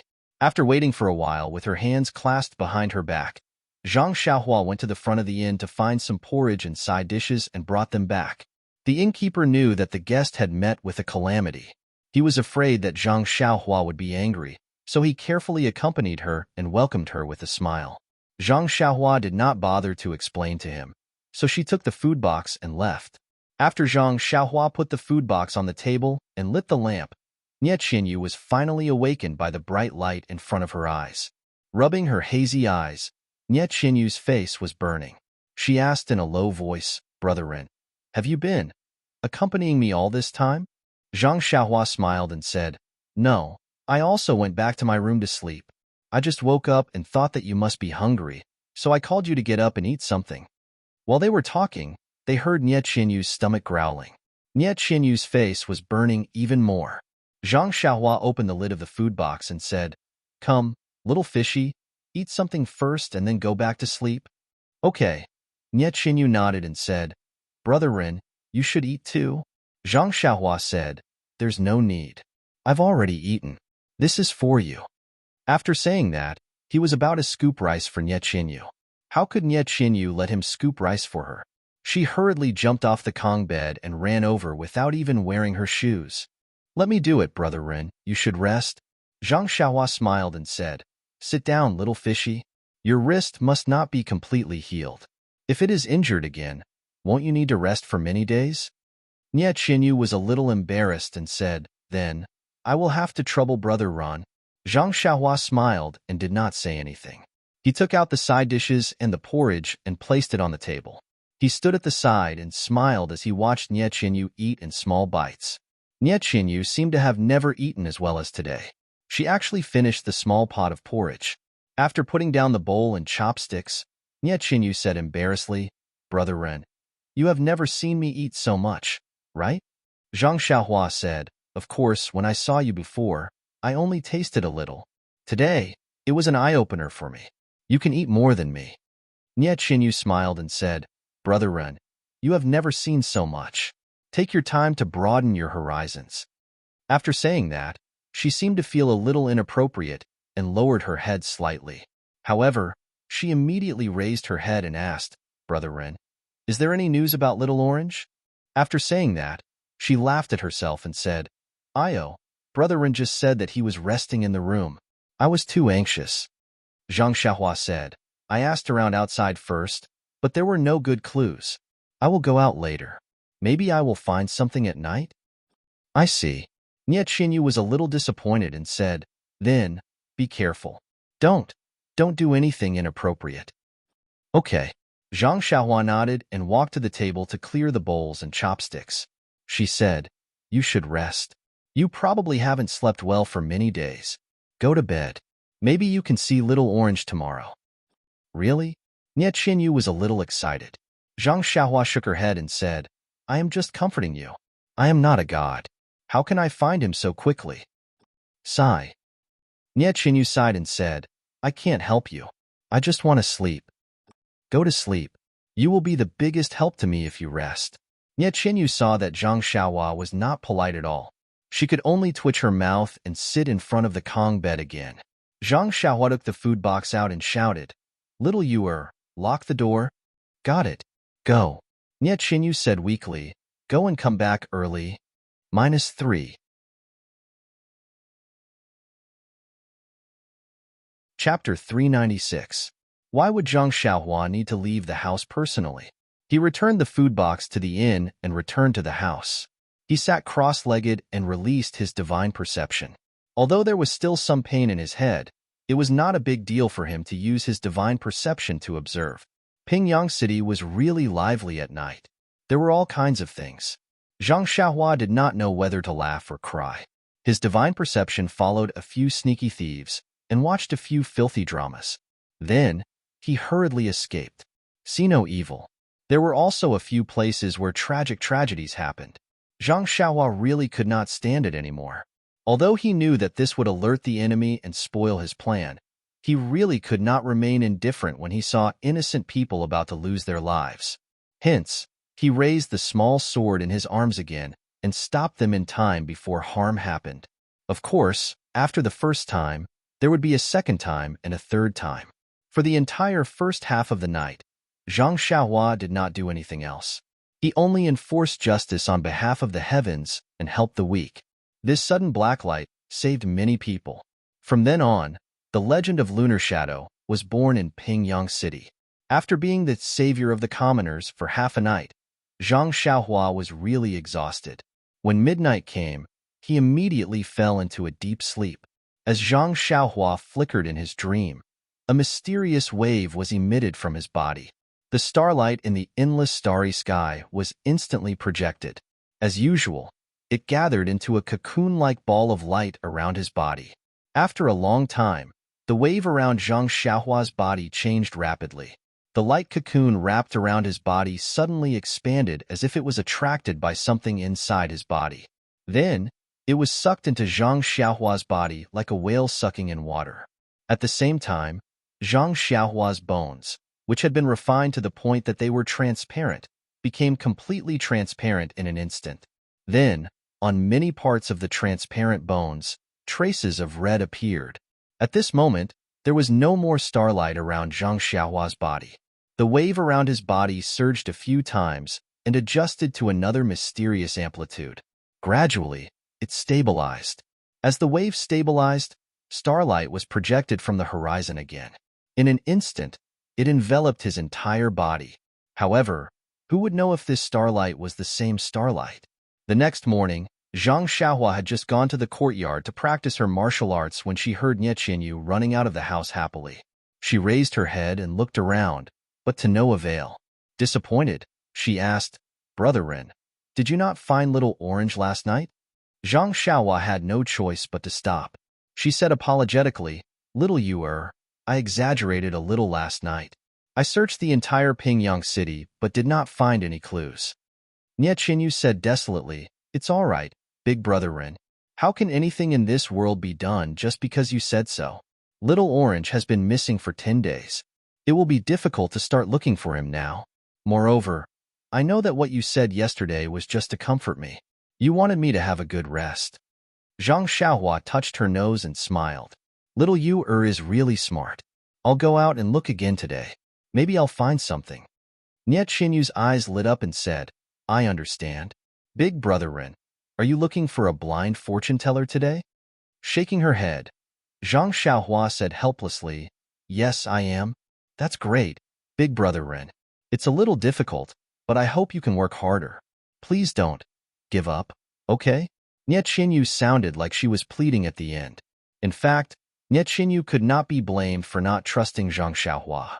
It was just that before Zhang Xiaohua left them, she was indifferent to them and did not like to interfere. Therefore, she was really afraid that Zhang Xiaohua would give up. If it was in the past, Zhang Xiaohua might hesitate and consider whether she would expose her background if she acted in Pingyang City. But now, she was full of chivalry and naturally would not decline too much. She smiled and said, "Look at what you're saying, little you Along the way, we've developed feelings for each other. How could I possibly give up?" The word feelings was not used appropriately. Yes, it was really worth the 3 months of studying the 3-character classic. Nie Qinyu's forehead flushed red. She didn't mean it, but the listener took it seriously. Then, Nie Qinyu smiled and said, "Big brother Ren, I won't hold you back from practicing martial arts." After that, she bounced back to the house like a little swallow, as if her wrist was not injured at all. Looking at Nie Qinyu's cheerful back view, Zhang Xiaohua smiled and continued practicing the Big Dipper magical fist. After practicing the Big Dipper magical fist for a few days, Zhang Xiaohua felt that his strength seemed to have increased by a lot. Therefore, he paid more attention to this fist technique. Late in the morning, Zhang Xiaohua went out of the inn with his hands behind his back. In fact, he could stay in the inn, but after all, Nie Qinyu was beside him. If he stayed in the house alone, Nie Qinyu would blame him for being lazy, and there would be no reason for her to find any clues in the future. There were many people from all walks of life in Pingyang City, and there were even a few blind fortune tellers. Zhang Xiaohua found a tea house and ordered some fragrant tea. As he tasted the tea, he used his divine senses to monitor these blind men. It was easy to say, but difficult to do. Zhang Xiaohua had to look at this and that at the same time, lest he missed the real murderer. He could only see, but he could not really hear the conversation between the blind man and the others. Therefore, most of the time, he had to pay attention to the shape of their mouths and the changes in their expressions. He had to guess what they were thinking to determine if there was anything wrong with what they were doing. Therefore, Zhang Xiaohua had an unusually hard time drinking the tea. Almost all the waiters in the tea house were muttering at the side. Is there something wrong with this guy's brain? Why is he so flustered when he's just drinking tea? When the sky turned dark, those blind men left their stalls and went back to their homes. Zhang Xiaohua followed them closely, but he still did not find anything. The only thing he found was a stomach full of tea. Nie Qinyu was also obedient. Seeing that Zhang Xiaohua had returned empty-handed, she did not pursue the matter. She only served the food in the inn and comforted him gently. Don't worry. Heaven helps the worthy. Perhaps there will be news tomorrow.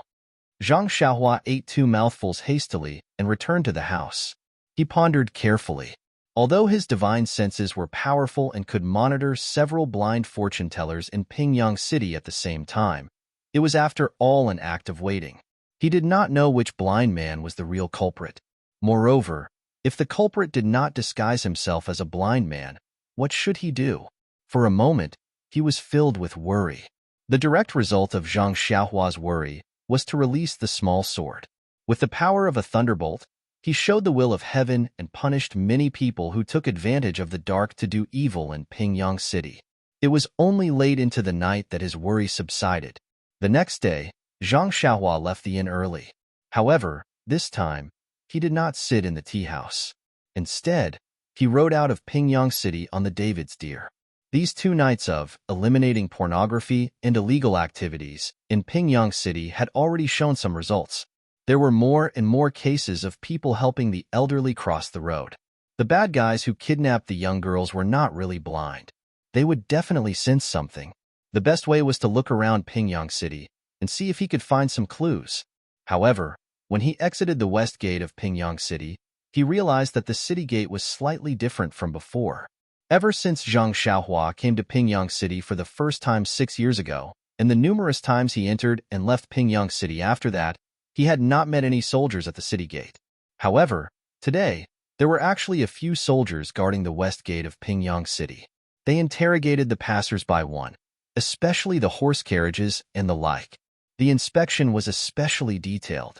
Even Zhang Xiaohua, who was all alone, was interrogated in detail. They also looked at his strange steed from left to right, up and down. They only let him leave the city when they confirmed that there was nothing more to ask. As for the passers-by who entered the city, they did not interrogate them at all. Zhang Xiaohua was very puzzled. However, he had never been very interested in the officials, and thus could not be bothered to ask. Of course, even if he wanted to find out, he might not be able to get anything. He could tell just by looking at those soldiers who treated the passers-by like wolves and tigers. Zhang Xiaohua followed his own train of thought and carefully checked the east, west, and north of Pingyang City for several days. He did not discover anything even though he was more than 10 miles away from the city. He even checked the surroundings of the ethereal heights in detail. However, the Righteous Alliance had already taken over the heights and Zhang Xiaohua did not go deep inside. With the reputation of the Righteous Alliance in the pugilistic world, they would not do such a heinous thing. Even if the Righteous Alliance wanted to do it, they would definitely not choose Pingyang City. Therefore, Zhang Xiaohua only looked around the surroundings. Huanqi Heights seemed to be like what Qiuju had said. There were not many changes and everyone had their own business. However, all these had nothing to do with Zhang Xiaohua. Therefore, he did not rashly go there and try to establish old ties with Tian Zhongxi and Ma Jing. It was already dusk. Zhang Xiaohua returned from the east side of Pingyang City. This day, he had walked dozens of miles away from the city and found many villages and forests. He had also used his divine perception to check many places that were rarely visited, but to no avail. Now, he only had not seen the south side of Pingyang City. However, he had entered from the south gate and did not see anything strange along the way. It seemed that if there was no special miracle, he could only apologize to Nie Qianyu. However, at the thought of little Orange's voice and smile, after not seeing them for more than 10 days, Zhang Xiaohua felt a wave of sadness in his heart. If he did not leave the two of them alone in Pingyang City and instead brought them to the Guozhuang house, even Lu Town, would they be able to avoid this disaster? The more he thought about it, the more guilty Zhang Xiaohua felt. He felt that he really should not have avoided these two girls so much. Just as he was thinking, from the east gate of Pingyang City came a big dung cart carrying farm treasures. An unpleasant stench assailed his nostrils. Many people on the side of the road covered their noses to avoid it. Zhang Xiaohua grew up in a farmer's house. Naturally, he was not unfamiliar with this smell and did not take it seriously. However, Zhang Xiaohua was riding on the back of the deer. Huan had always had a habit of walking in the middle of the road. This time was no exception. As they were about to bump into the dung cart, Zhang Xiaohua hurriedly patted Huan's head, indicating for it to quickly make way for the cart. Although he was not afraid of this smell, it would not be good if he bumped into the cart and got himself covered in farm treasures. However, just as Huan brushed past the dung cart, Zhang Xiaohua could not help but frown. -3.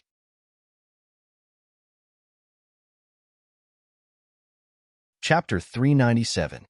Although Zhang Xiaohua had not given himself any farm fertilizer for a long time, he had seen farm treasures since he was young.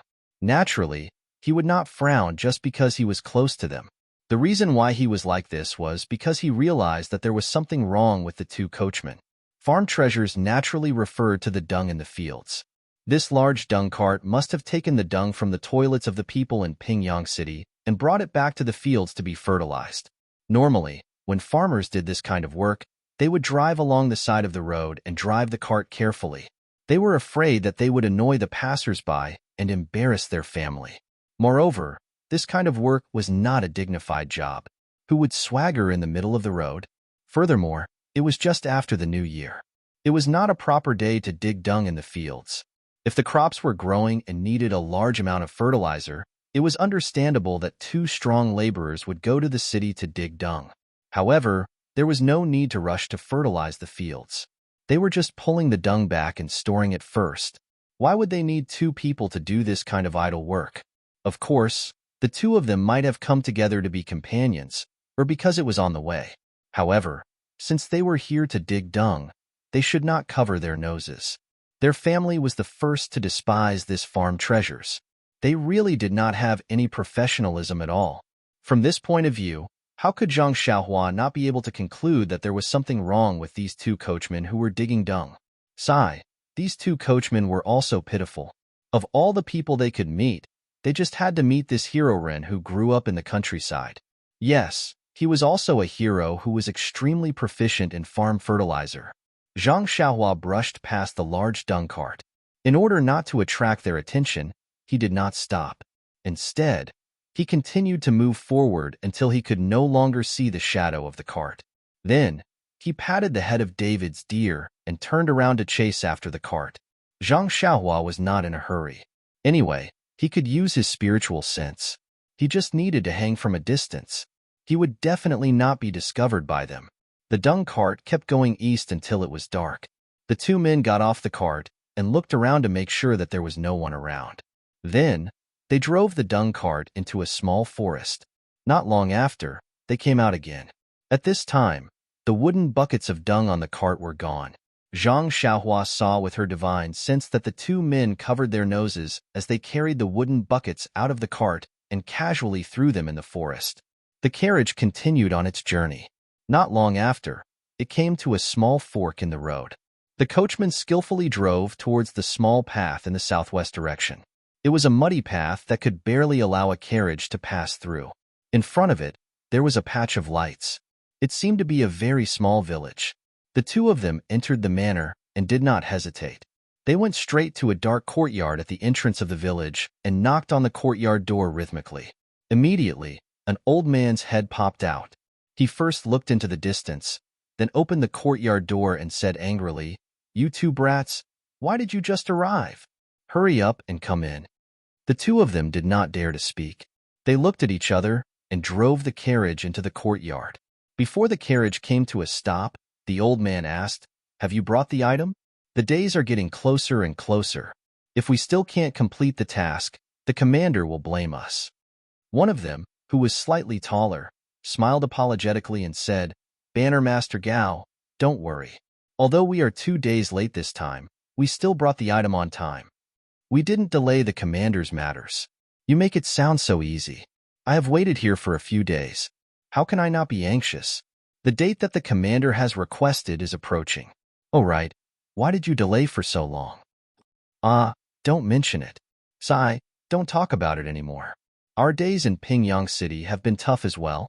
You don't know that Pingyang City has been haunted for the past 2 days.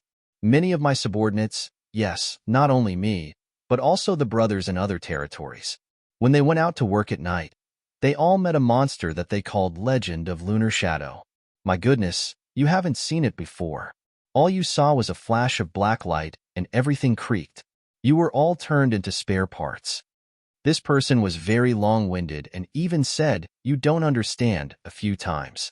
This made Banner Master Gao very unhappy. At this moment, the person beside him smiled apologetically and said, "Old Master Gao, just as my brother said, the city has been rather chaotic these few days. As long as the brothers in the underworld go out to work, there will always be some strange things interfering. Therefore, for the sake of the commander's grand plan, I have no choice but to shrink my head and act carefully." When Banner Master Gao heard this, his expression softened a little. He said, "It's not easy for you guys either. You have delivered a lot of good stuff. If the commander asks about it, I will definitely report to him and reward you handsomely." The two of them were overjoyed. They cupped their fists and said, "Thank you for your guidance, Banner Master Gao." At this moment, Banner Master Gao sniffled and lowered his head slightly to look at his feet. Then he said, "Oh right, what is the Legend of Lunar Shadow that you mentioned just now? Tell me about it in detail." "It's like this.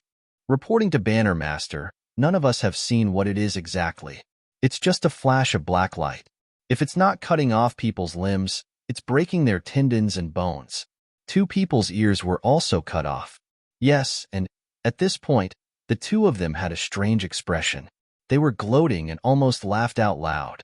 They said, "Fatty Nyo from the west of the city went to rape women at night. The thing under him was also, ha ha ha, ha ha ha." Banner Master Gao's expression changed slightly. He said, "Could it be an expert from the Jianghu? Or an expert from the Righteous Alliance?" The two of them laughed and said, "We don't know about this.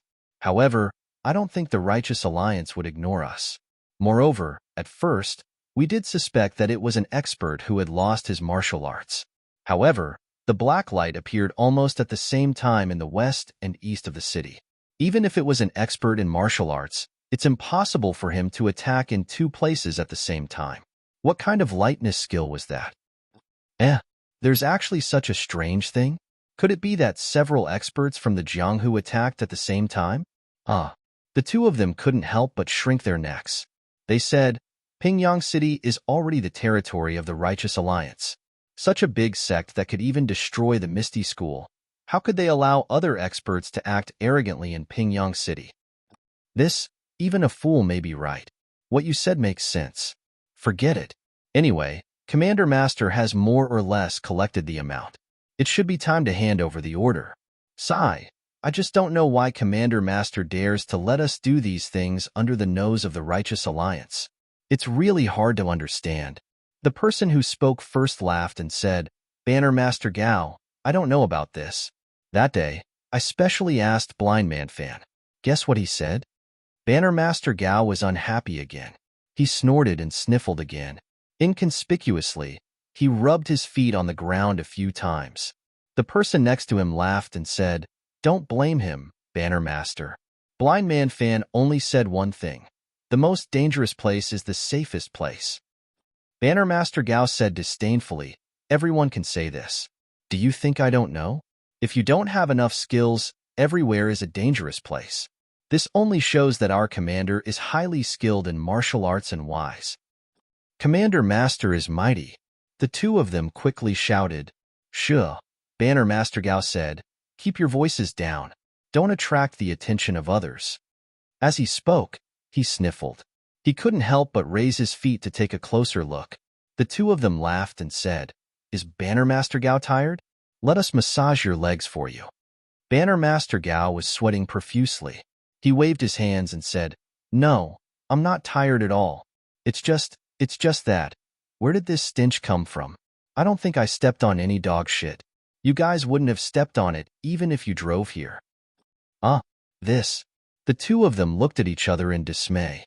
One of them said cautiously, "That, Banner Master, it's not that you stepped on dog shit. It's that the carriage that we came on was loaded with big shit." "Big shit?" Banner Master Gao was stunned. He said, "Why did you guys give up on your great career as a pawn and change your profession to digging for big shit?" At this time, Zhang Xiaohua had already followed them to the entrance of the village. She left the David's deer in the field and floated down. She looked around carefully. With a sway of her body, she used the earth escape to the side of the small courtyard. She hid herself and stuck out her ears from the corner of the wall to listen carefully. The smarter man laughed and said, "Banner Master Gao, you should take a look at the goods first. Then you'll know the reason." Banner Master Gao was puzzled. What did this thing have to do with big shit? However, he still pinched his nose and walked to the front of the carriage. He saw that the man activated some mechanism on the carriage. In the middle of the carriage, where there was some feces and urine, there was a small crack. Through the crack, some clothes could be seen. Zhang Xiaohua's divine sense suddenly saw a thin little girl wearing beautiful clothes. Instantly, Zhang Xiaohua's heart understood. It seemed that she was really lucky. Just when she was about to give up, she actually met the right person. If she wasn't wrong, it should be this group of people who kidnapped Little Orange. Sigh, Little Orange wasn't destined to die yet. However, Zhang Xiaohua was as puzzled as Banner Master Gao. Although she was very suspicious of this big shit carriage and used her divine sense to scan it, why didn't she find any clues? She had to admit that this carriage's mechanism was very well hidden. The man carried the little girl out of the mechanism of the carriage. The little girl's eyes were tightly shut and her breathing was even. She must have been drugged with some kind of drug. Banner Master Gao looked at the little girl and couldn't help but frown. To be honest, he really couldn't see how this little girl had anything to do with this big shit carriage. This specially made carriage used to transport some secret items. It was reasonable that this little girl was hidden in the mechanism. However, what did she have to do with this stinky big shit? After thinking for a moment, Banner Master Gao's eyes lit up. He said, "The two of you actually used this big shit to cover your tracks? Could it be that the so-called legend of Lunar Shadow in Pingyang City made you so afraid?" Hearing this, the two of them gave him a thumbs up and said, "Banner Master Gao, you're really smart." Sigh, Banner Master Gao was unhappy again. -3.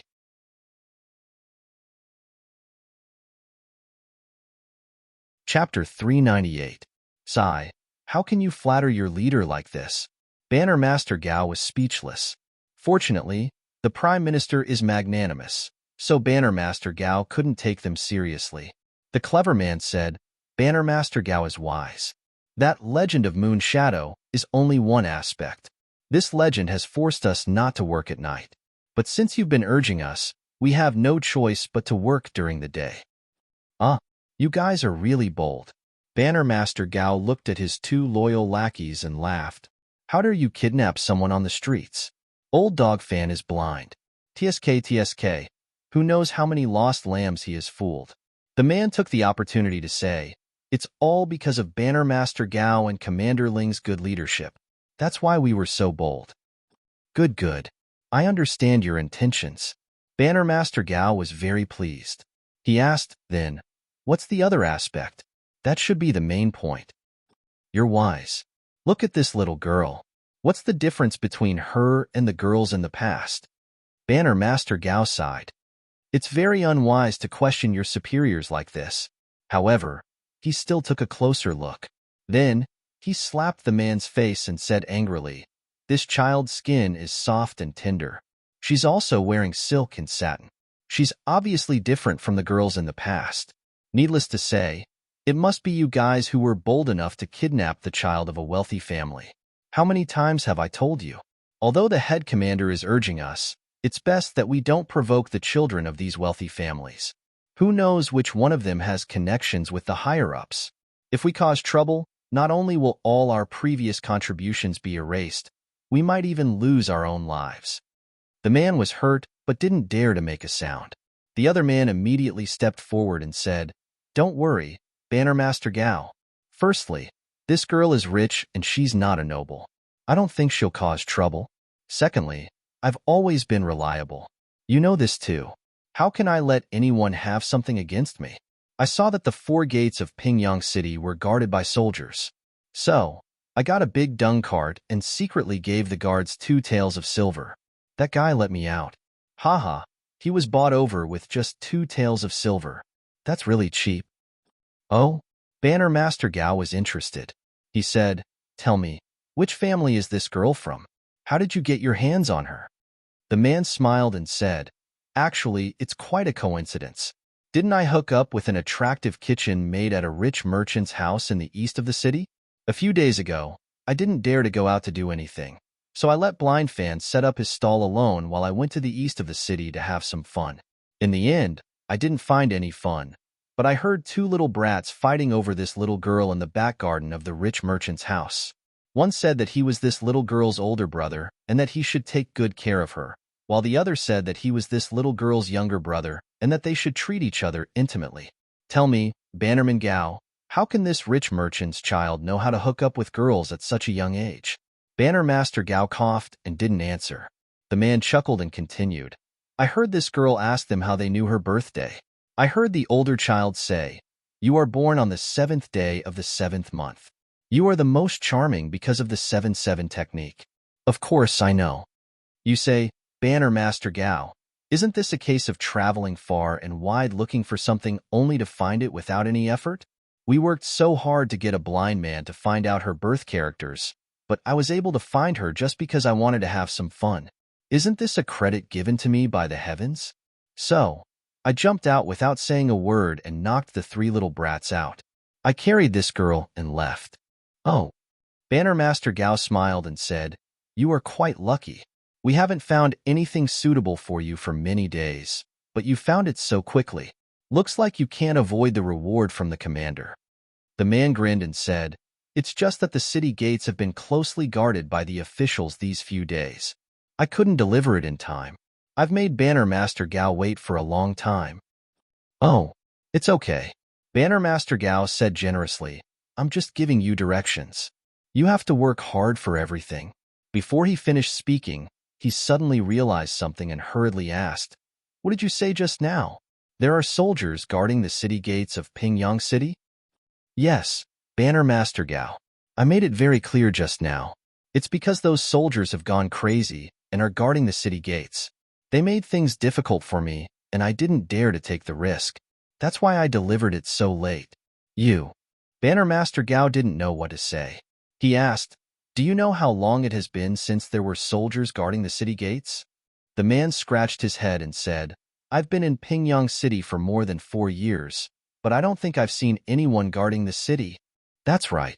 Don't you think there's a reason why the city gate is suddenly being watched so tightly after 4 years without anyone guarding it?" "Banner Master Gao, you can just say what you want to say. I'm stupid.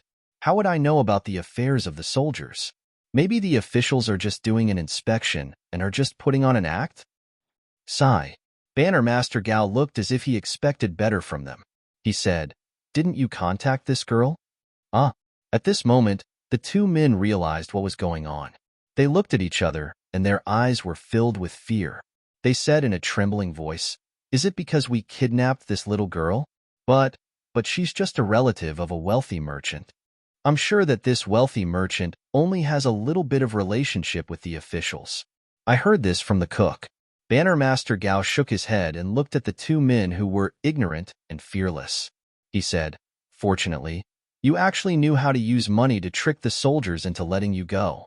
If you were caught by them, you wouldn't have any chance of survival."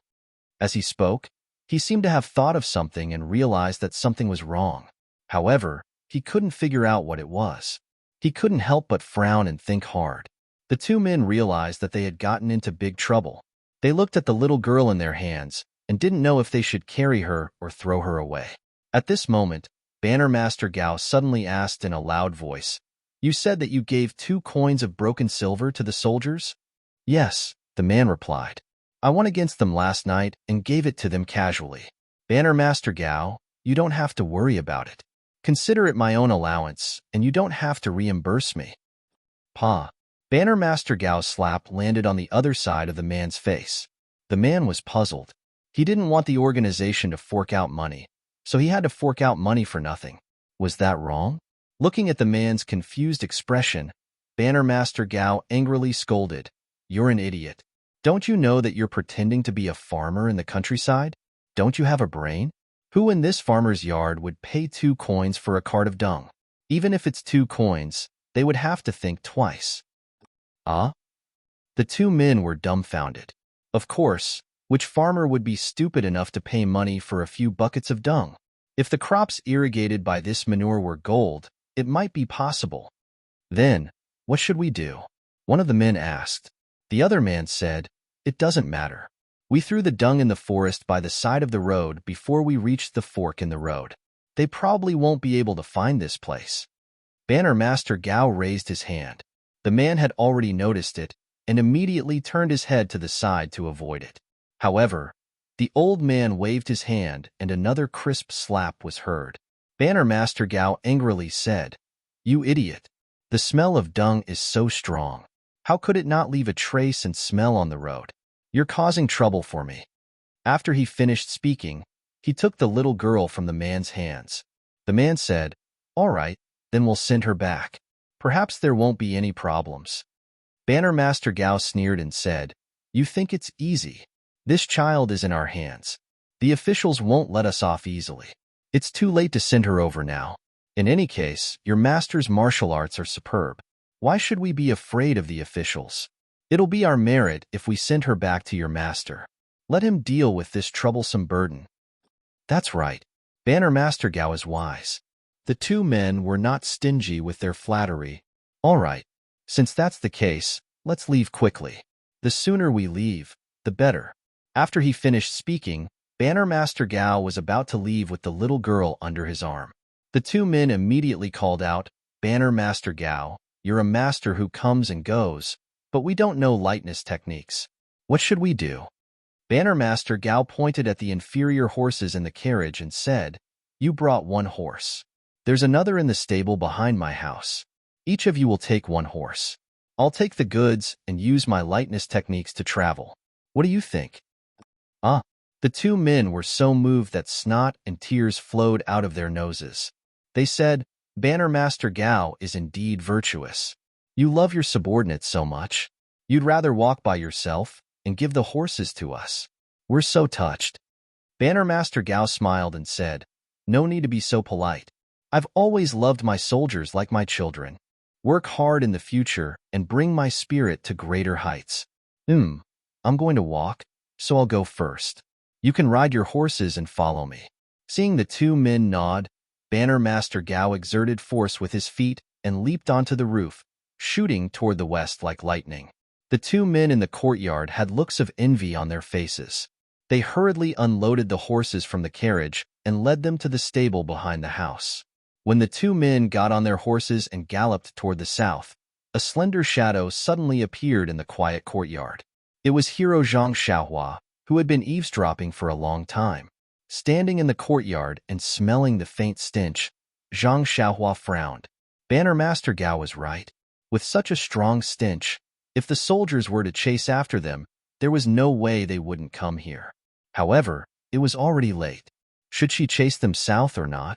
Even if she chased them, wouldn't she still fall asleep at midnight? How could she keep up with them? Just as she was thinking, she suddenly discovered something with her divine sense. Zhang Xiaohua couldn't help but smile. -3. You're tuning in to the Warrior Lore YouTube channel. Don't forget to subscribe and join us on this journey to catch the most captivating stories.